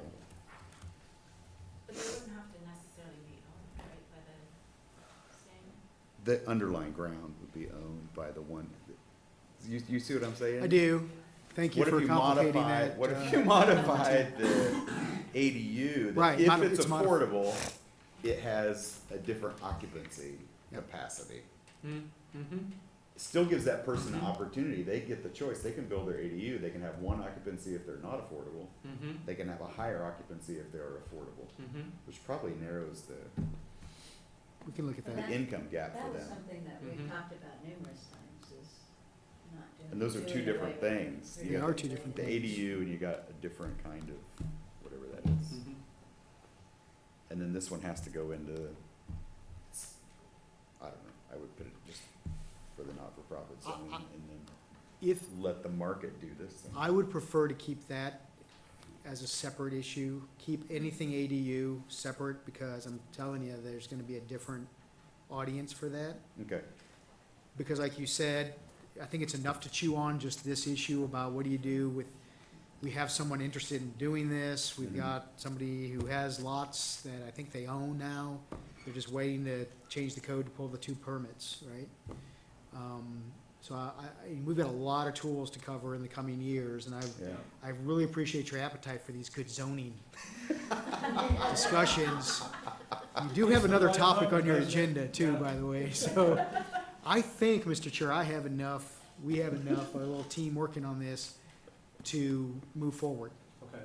So we will take that discussion and probably come back to you when we develop it and after we hear from the planning commission, all their angles and perspectives, and come back to you with that. So thank you for that item. Thank you, Scott.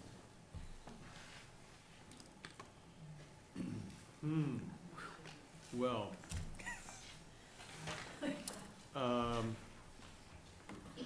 Boy, that's a lot to think about. And Monty, I'll just comment, I liked the direction that you were pursuing with your most recent comments. I also think Scott's right, we need to address those as separate, as a separate agenda item sometime in the future. Over the last 60 days, I've tried to do as much reading as I could about what other communities are doing. You know, we heard this from our consultant last year. Everyone's kind of fallen short. There are no real silver bullet breakthroughs amongst our peer communities in how to address these issues. The communities that are doing things that are attracting attention are doing it because, they're attracting attention because Google or Microsoft or somebody's infusing a bunch of money into their community as part of a, part of a, goodwill program for the communities in which they've helped contribute to the housing issues.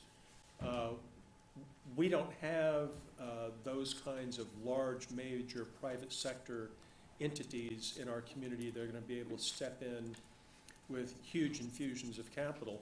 So we're going to need to look at all of the little incremental opportunities and hope that we can mash them up together into some big impact.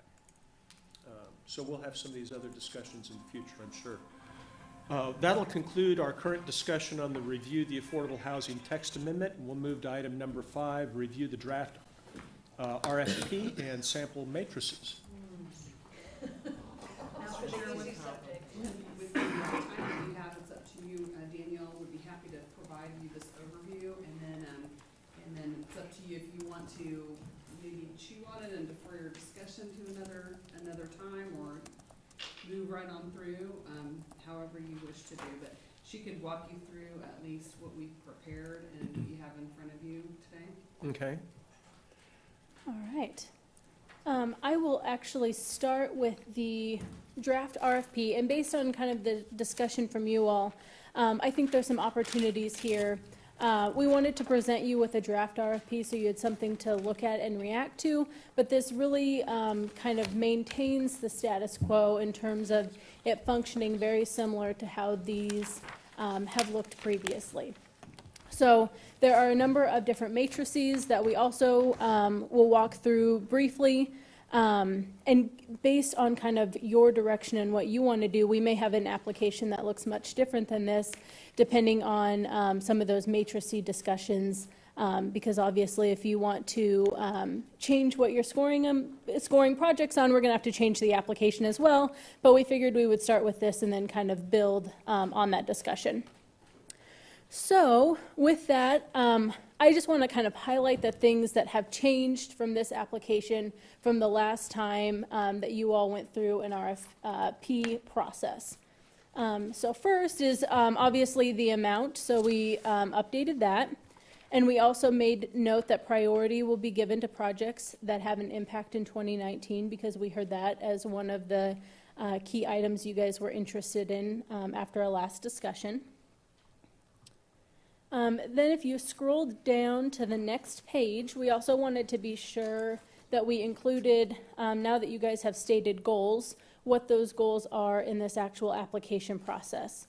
So previously, in section 4 of this application, we referred to the city's strategic plan and how the proposed project aligns with that. And that's one of the key things that we changed for this application. And instead of it aligning with the city's strategic plan, we're asking applicants to align their project with the goals that you all have set forth and identified. So that's probably one of the bigger changes that you'll see in this version versus previous versions. So I'm going to scroll through the rest of this fairly quick because, like I said, we didn't really make any changes to it. So the application information, the evaluation criteria, request for information, all of that has stayed the same. Again, this is where we said, how does this project align with the goals you've identified instead of the strategic plan? And then in section 5, we added 2 different questions to this that we have not had previously. The first is number 6. So I can make this a little bit bigger. So if the project is capital in nature, we wanted to ask how that project will be maintained long term, with the thought being if these funds are used to kind of build and construct projects, what's the process long term for keeping those functional and affordable? And then the second one we added was number 7, and that's kind of on the service side of it, that if that service program is funded, what will happen after that initial year that funding is received? Are there plans in place to find other funding sources, or is the expectation that this board will continue to fund that program year after year? So we wanted to add those 2 questions in just for you all and some additional information for you guys to consider. Outside of that, the rest of this looks very similar. We did add a couple additional sections based on some other applications we have on the economic development side. So once you get past all of the budget information, we added a disclosures section for both for-profit entities requesting funds, and this aligns with our economic development language in that application. And then we also did the same thing on the not-for-profit side. And then we added a section in there related to the submission,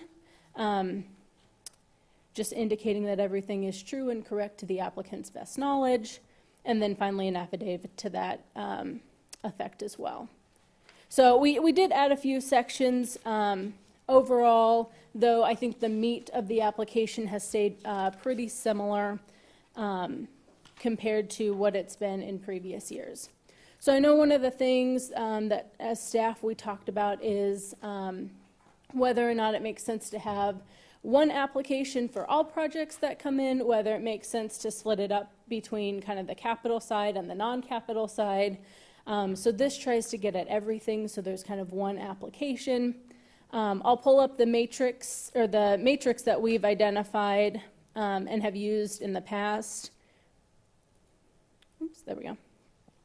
And what this does is it really focuses on kind of each big section of the application and kind of providing a score based on whether or not that section meets the intent of what you all have envisioned. So I know there's a lot of kind of discussion on the matrices side. This is a really high-level matrices or matrix that we've used in the past that really focuses on kind of those big questions within each section. I know we'll pull up. Oops. Does anyone have questions? I'm trying to go through this really quick. We don't have a whole lot of time, but yes. One observation I'd have, you mentioned the addition of the new item number 6, if the proposed project is capital, describe how the project will be maintained long-term. And you referenced how it will be maintained long-term as affordable housing. How the project itself will be maintained long-term. Like a reserve fund. Yes. So. Or if so there's you- so we're income talking coming about in. Maintenance of the project? Correct. We're not talking about how it remains affordable housing. Could be both. Okay, well, Yes. Yeah. Well, it's not clear from the current language that we're referring to how it would be maintained as affordable housing. So I think We can maybe add that. we need inclusion of a phrase there Mhm. so that that's understood by the folks that might be reviewing the RFP.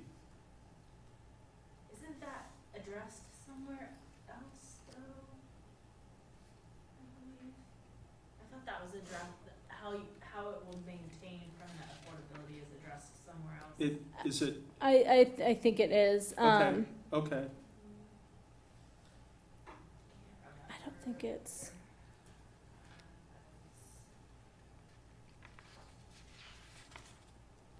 Might be in this.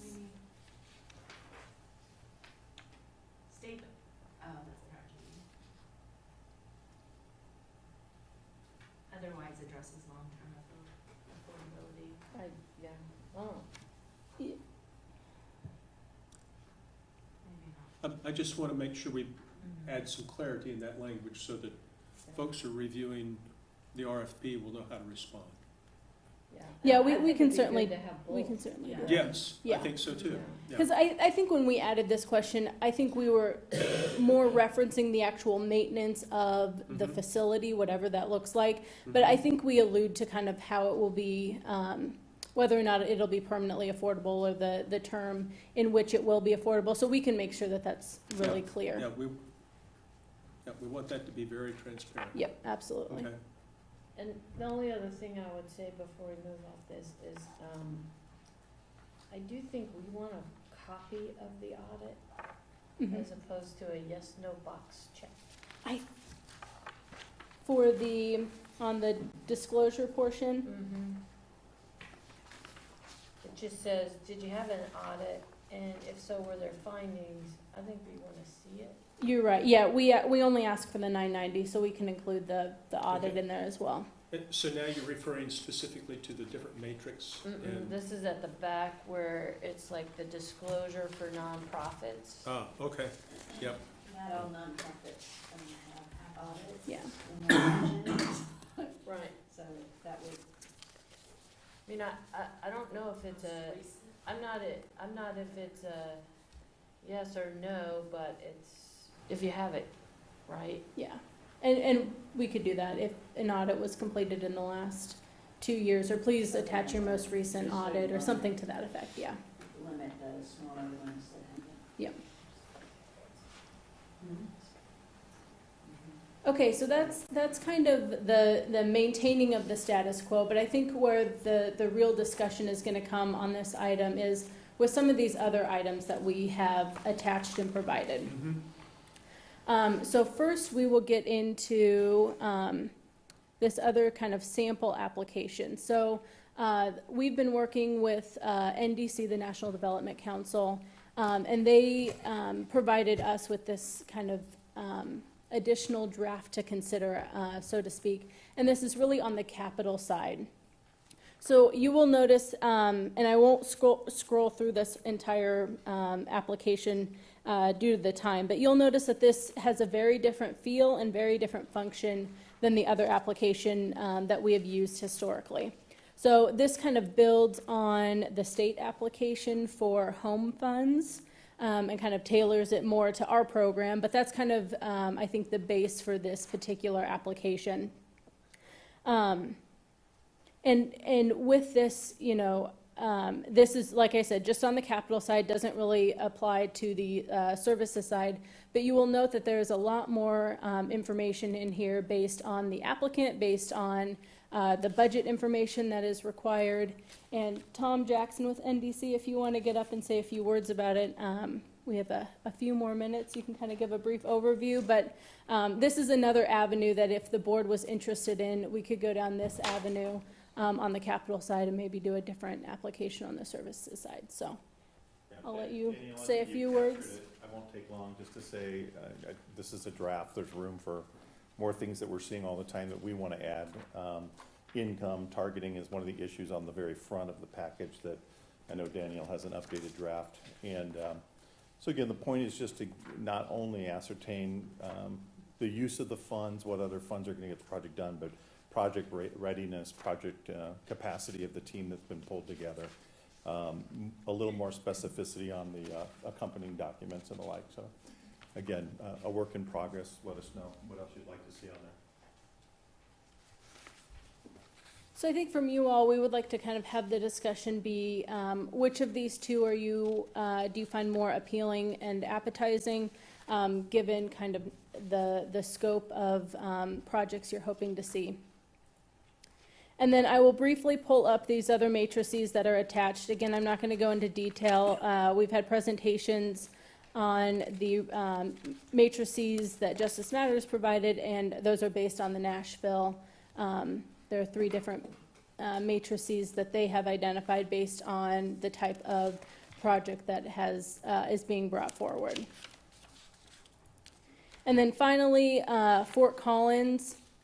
This was one of the places that we visited when we went on our trip, and this is kind of the guidance chart is what they call it, that they use when they're making funding recommendations. So it doesn't necessarily assign a score to the particular projects, but it does give a really good overview of, I think, kind of the key things that they're looking for when making decisions. And I think it's probably more of a conversation starter and a tool for that than it is assigning a score to each of these categories. So I think this is there's a lot more discretion in something like this than with some of the matrices where you're actually saying, if yes, you get a 5, if no, you get a 0. So again, a different philosophy for you all to kind of consider as you think about how you want this next RFP to look and be structured. And I think it's a little chicken and the egg conversation, because if you want to completely change the matrices, again, I think it completely changes the application, but a conversation I think that is really good for you all to kind of have and give us some good direction so we can bring something back to you guys. So I apologize for the speediness of that, but given the time, I want to make sure that we get you out of here on time too. So do you guys have any questions for me? I have a question just about what we've decided for 2019 funds was to split $250,000 for a spring distribution. So we're in spring. It actually looks like it outside a little bit. We're bumping up against, in the meantime, for that smaller amount, where people can really be helped by it, we're slipping. Time is of the essence. So I don't know what do we need to do? I mean, clearly we need to adjust this, but I also don't want to hamper the distribution of $250,000 for where it's much needed for another 3 or 4 months while we sort this out. I think there's a couple different paths. If you want to kind of maintain the status quo and give us direction to say, hey, we want to see these applications back at this meeting, then we can kind of proceed with that, and then maybe have a bigger conversation about this for the next RFP that goes out later this year. So that's something that you guys could kind of discuss. And if you want this out as soon as possible, then I think that's part of the reason why we wanted to give you kind of the same application that you're used to and have seen, and the same matrix associated with that, so that is an option if you do want to get this out sooner rather than later. So we can definitely break this up into 2 different discussions. I share Dana's concern. I think I was one that spoke a couple of months ago about having interest in doing a spring RFP so that we could start to get some of these funds out into the community and providing benefits to folks. I don't have any great heartburn or discomfort with the current RFP. I have some questions about some of the different matrix that have been brought forth, a lot of which I like, but then I've got, everyone's going to look at the matrix and go, oh, well, that's a lot of points for that, and there's relatively few points for that. An example, you can get 10 points for organizational experience requires 70 points on, this is on, I think, a couple of the different, well, the Justice Matters one, and maybe the Nashville as well. You know, you can get a considerable way towards qualifying points just by having an experienced team. You receive almost no benefit at all from pursuing a targeted high-need constituency. You know, only 1 or 2 point difference if you're targeting domestic violence victims or single parent families or whatever the special need, disabled community, whatever the special need might be. I see the value in awarding additional points for experience, but I don't know that it needs to be, you know, 4 different categories of points, 4 different steps. You know, if you know, someone that's done it for 5 years is, you know, kind of the 80-20 rule is going to apply in my mind. You're going to, first half dozen projects are going to teach you most of what you need. You do it for another 10 years, you get triple the points or something. You know, I'm not sure that that's the right ratio in my mind to scale it up so high just for experience, whereas if you were really pursuing a targeted high-need constituency, you get relatively little points for that. So I'd like to see some discussion in the future of what's the right balance of how we reward projects or score projects. I don't want to preclude new participants from joining this effort. I also want to recognize the experience and the expertise of the agencies and the individuals that have been in this space for a long time. So balancing those 2 objectives is, I don't feel like we've quite hit the right balance there, or discussed it very much how we ought to sort that out. I think we talked about June possibly, right, as a time Yes. point.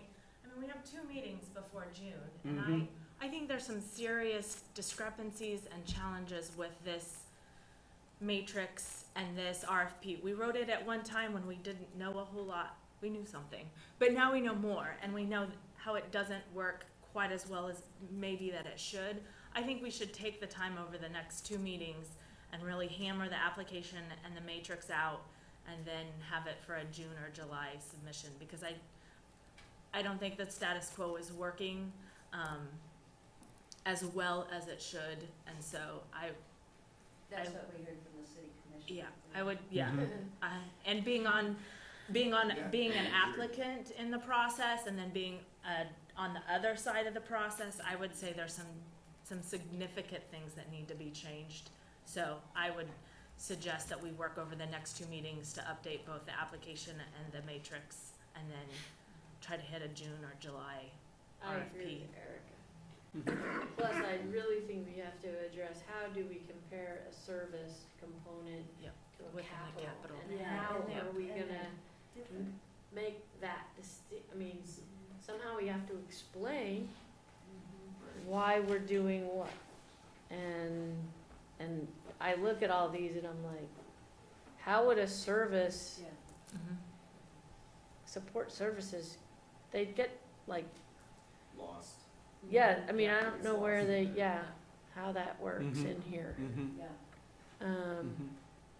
I would say from as the Justice Matters Group was working on trying to develop this, we added this last section, which was utilization of analysis of units, and we were trying to get to that. How many units are created, how many lives are impacted? I'm not sure we did it successfully, but we tried to get something there, to, which is primary, a big part of what we added to the Nashville, because we liked their format, but, if you take a look at that last section, I don't know, it's not there, but that's what we were trying to get to. It's like, how many dollars per unit are we spending? You know, to be able to compare value, and then sheer number of units, because that's what we need, right? Of units. But And we didn't assign points to that, and it kind of goes to this Fort Collins thing where they really didn't assign points. It's compare the projects, and you gonna have to decide which one has the greatest impact, and that's this jobs group to some extent. So there's we think there's a mix of some of that, I don't, Mhm. we're not there. And we also have had a discussion around our interest in encouraging innovation, collaboration, you know, new ideas. Hard to reward those in some of these, you know, it's hard to score those things and compare them apples and apples across the board. We're likely to get projects that are proposals that are wildly different. And I think we're gonna be really challenged with how we line them up and compare them. Well, Yeah. hopefully So eventually the- though, it'll come down to allocation of dollars, right? There will be a Yes. certain number of allocated for services and a certain, maybe along, somewhere along the. But do we make that allocation, do we make that allocation in our minds at the front end? Or do we respond to the proposals that come in Mhm. and then make the allocation? That's another issue, Yeah. another question Yeah. for us. Yeah. Well, and I think our first year may be one thing, and subsequent years where we have an Yep. idea of what's coming, Yeah. where then we say, wait, we're gonna do X for service, Y for Yeah. homeownership, Yeah. Right. you know. We've Yes. talked about the need, making sure we understand the need. Yeah, I think but this needs until to we be very know, much a I- living process where we continue to Yeah. evolve and fine tune. And, Yeah. and, you know, we get 2 or 3 years into this, when we see gaps where we're falling way short of reaching a short-term goal, then we may want to do an RFP with some funds set aside for a very specific purpose to kind of fill the gap. We I think don't, that's a good idea. Mhm. you know, we don't know right now, or maybe some of you have individual ideas, but we don't know right now what the capacity of the community is to step forward in the next 6 or 12 or 18 months and Right. bring us proposals. Right. There's some out there, I think, but we don't know what all of them will look like. I'm gonna echo one thing that Shannon said, and it's the support services, because all these options here focus on capital, which is absolutely critical, and I think this committee needs to focus on that. The smaller ones are the support services, and in the meantime, you know, if I looked at that application now, I'd say, that's not us. So Family Mhm. Promise wouldn't Yep. apply for that, Right. the way it's written. And, Mhm. and that $250,000, I agree, we need to make it work, but in the meantime, the folks we're serving are getting, you know, there's 2 or 3 more months of no housing available, limited housing funds, limited vouchers, limited, all of this. So there is an urgency that I'm gonna continue to bring to this table Mhm. about supportive services and people that are sometimes the hardest to house. Mhm. And we can't that doesn't fit so well, it's not represented in anything I'm seeing here, today. And I think the other thing that, not to make your life more miserable, or miserable, I'm not assuming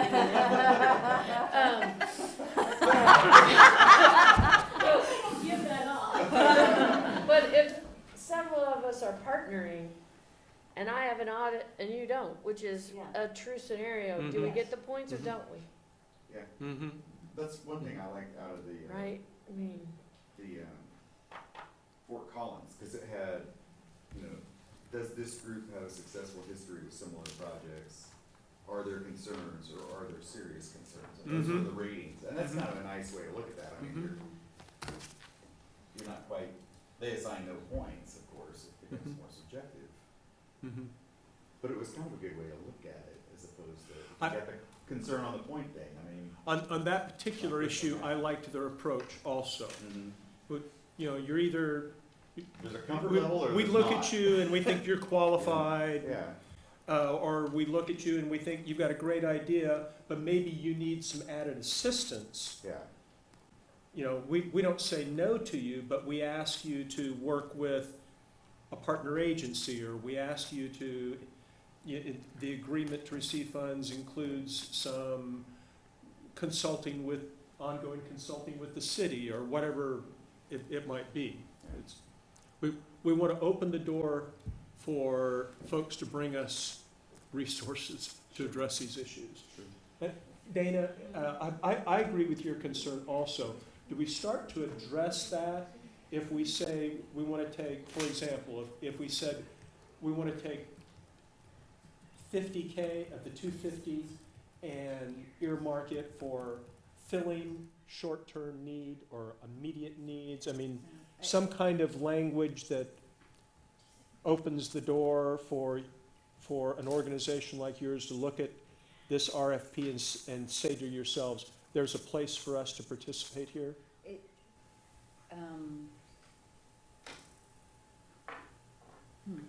I don't know. I think that would be a decision of the group. Sure. And the Sure. city commission kind of already suggested that. Yep. And the group, I wasn't part of the conversation, of course, but said, no, we gotta follow our process. So I think based on what was decided by the team before, we need to stick with that, which was, we're gonna go through the RFP process. Yes, yeah, I wasn't suggesting something that's not part of the RFP process, but as the RFP process, you pointed out the RFP process as it's currently drafted, it looks like, well, these are capital-intensive projects that we're looking for. That's what the, Yeah, yeah. so how do we modify that RFP so that it's more inclusive? That's why I almost, in here, the city's provided us for non-capital projects. Yep. And then the present metrics. I think if so Ron, are you asking, am I suggesting that we have an RFP for non-capital projects in specific with different metrics? Okay, yes. So I'm not sure that fits in our goal of eventually in 2020 hoping to go to one RFP package that would allow timing-wise to benefit for the, all the tax credits and such. Well, in my mind, moving to whatever the RFP cycle needs to be doesn't preclude us from having flexibility in that RFP for both kinds of projects, though. Yeah. It's not unusual, for example, in our economic development application, for it to, we utilize the same application essentially for all the different tools that you're applying for. You might fill out some particular sections, right? And with those, it is a little bit different because it isn't, we don't have two at the same time that are competing for funds. They're each looked at on their individual merit, and it's not a cash situation in most instances. But you certainly could structure the application so that it drives questions specifically to capital, like what we tried to do in some of the questions. There could be some that are specifically for non-capital, and then you could even have a separate matrix that tried to equalize your scoring in the end, that reflects your intent of how you're going to compare non-capital versus a capital project. But it does get to a bit of a sticky wicket when you're trying to compare these that could be, vastly different in their outcome, really. And trying to meet our goals that we've itemized out, short-term and long-term, and housing, other housing, so. I just don't want us to lose the forest through the trees. I understand, me neither. I think we get down to a level of like number of people impacted or Something number like of that, bids created, because that would allow you to, whether or not we build a permanently affordable house for someone or house somebody that needs housing for the next 3 months that impacts that family. We've had the impact that we want, one's gonna be a shorter term goal. It's not gonna be permanently affordable necessarily. But the need is so great that there's a place for that, right? And we need to, I'm with you, we need to create the process that allows us to fund some of that. And make it appealing for organizations that aren't gonna be building Right. capital projects to apply for the Mhm. funds. Because that supportive housing for a certain demographic of our It's the only population, way. it's the only way we'll be successful. Otherwise, we'll just keep working with the same people every year. And the cycle and adding to it. Agreed, agreed. So the plan, then, we will do a deep dive into our RFP next month? I would say and matrix at the same time. And the because matrix, and the matrix, You gotta yes. ask the question and then try to The decipher the answer. commissioners have raised very legitimate questions about our decision-making. You know, the public needs to have, and the program participants need to have an understanding of what our goals are. They need to be clearly articulated. We need to be data-driven. Yeah, we need to scrub this up and get it ready for the next round. And Mr. Chair, I think with the concerns that the commission expressed, it would be wise to provide the recommended RFP to the commission for them to say, yes, okay, we're good with this, so Okay. that they're authorizing that and kind of build that into your Not timeline. just the RFP, but the. Yes, your matrix, right, the whole package. Mhm. Okay, okay. For the continuation of this conversation and discussion, are there additional things that you guys want us as staff to bring back? Do you want us to bring back a recommendation, bring back 2 different RFPs, one for capital, one for services? What are the things that you guys need from us so that we can be prepared to really dive into that conversation better?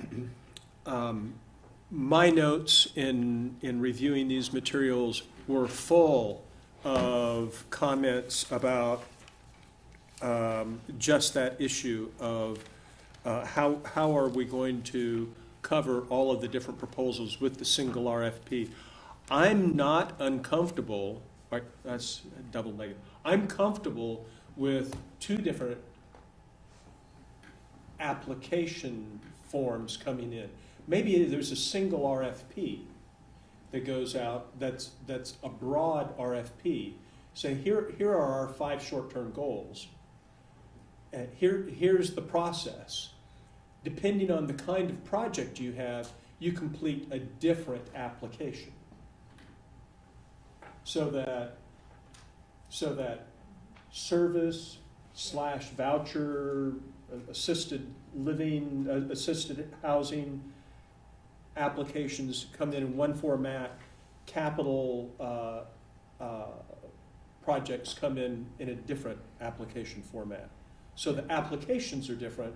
Then we can compare apples and apples over here and oranges over here. Does that start to get to The only thing I'd have with concern about that is if there was a capital project that required supportive services in You it. can just fill out 2 though, right? But then Tie them you have a together. danger, if you tie them together, Yeah. otherwise you have a danger of approving one and not the other. Or I might suggest we could just handle that in two different sections of 2 the different sections. application. Yeah. Then that way it Yeah. covers the Yes. situation that you're bringing Yeah. up, Dana. Yeah, because a project that has the wraparound service is gonna be more appealing than one that doesn't. Okay. Absolutely. We showed that last I fall. mean, that would be. Yeah. I think the other thing is scalability of projects, because you're gonna have some projects that are all or nothing. Yeah. And you're gonna have some applications that You are could scalable. You could do it to this level. So, with because this. we're still gonna fight with how we split the funding, no matter how we score Yeah. this, we're gonna Mhm. fight It's with still how gonna we come split down that to funding. difficult So decision. it's gonna be important to know if something's scalable or not. Right, Mhm. very true. Okay. Any other comments? I think we're starting to wear down a little bit. We can return a draft for you Okay. next. Yes, We thank need you. lunch. Do we want to do a quick update? Quick update on AHAB ordinance change to reflect home grant recommendation, or does that require comment today? It's very quick, which is the commission has approved this. Okay. So the home funding grant recommendations will be coming through this body, which we will begin to do at the next appropriate cycle. Any other new business before the board? Seeing none, our next meeting is the second Monday of April. Look forward to seeing you all there. I'm going to take just one last comment because I told the public we would do this a couple of months ago. End of the meeting, I know everyone's tired. Do we have any other final comments from the public that would like to be shared with the board at this time? Yes, sir. I will be very quick. I applaud what you guys are doing, and I think that it's great looking at 100 homes in the time period that you're looking at. I feel like a pine tree outside of a apple orchard. Pine Tree has been affordable housing for over 40 years. It started out as affordable, it's still affordable, and our board will ensure that it's affordable going into the future. In the first set of discussions, a lot of the items about qualifying and service and maintenance, and all, that's what we do. That's what our board takes care of. And I just think that I'm going to pursue, probably outside of this group, finding out what it would take to get another co-op started in Lawrence. Because it would provide, like Pine Tree has 160 units, whereas you're looking at 100 units, Pine Tree could do 160 in one chunk. And it's affordable housing for, I think, a lower income group than what you're talking about. But Bring me all the co-ops you got, Mike. okay, because I think that it's. Yeah, I mean, we're, I like your model personally, and there are others in the community looking at it. Because it works. I mean, it's just that simple. We don't talk rent. We never discuss the word rent. We have carrying charges. Because you are a member of the cooperative and you have a carrying charge, not a rent. And if a hot water heater goes out, you call in and say, I need a hot water heater, and that day it's taken care of. That's all. Thank you, sir. Chair would entertain a motion to adjourn. I motion to adjourn. Second? Second. All in favor, say aye. Aye. Opposed, same sign. Thank you all very much. Good discussion today.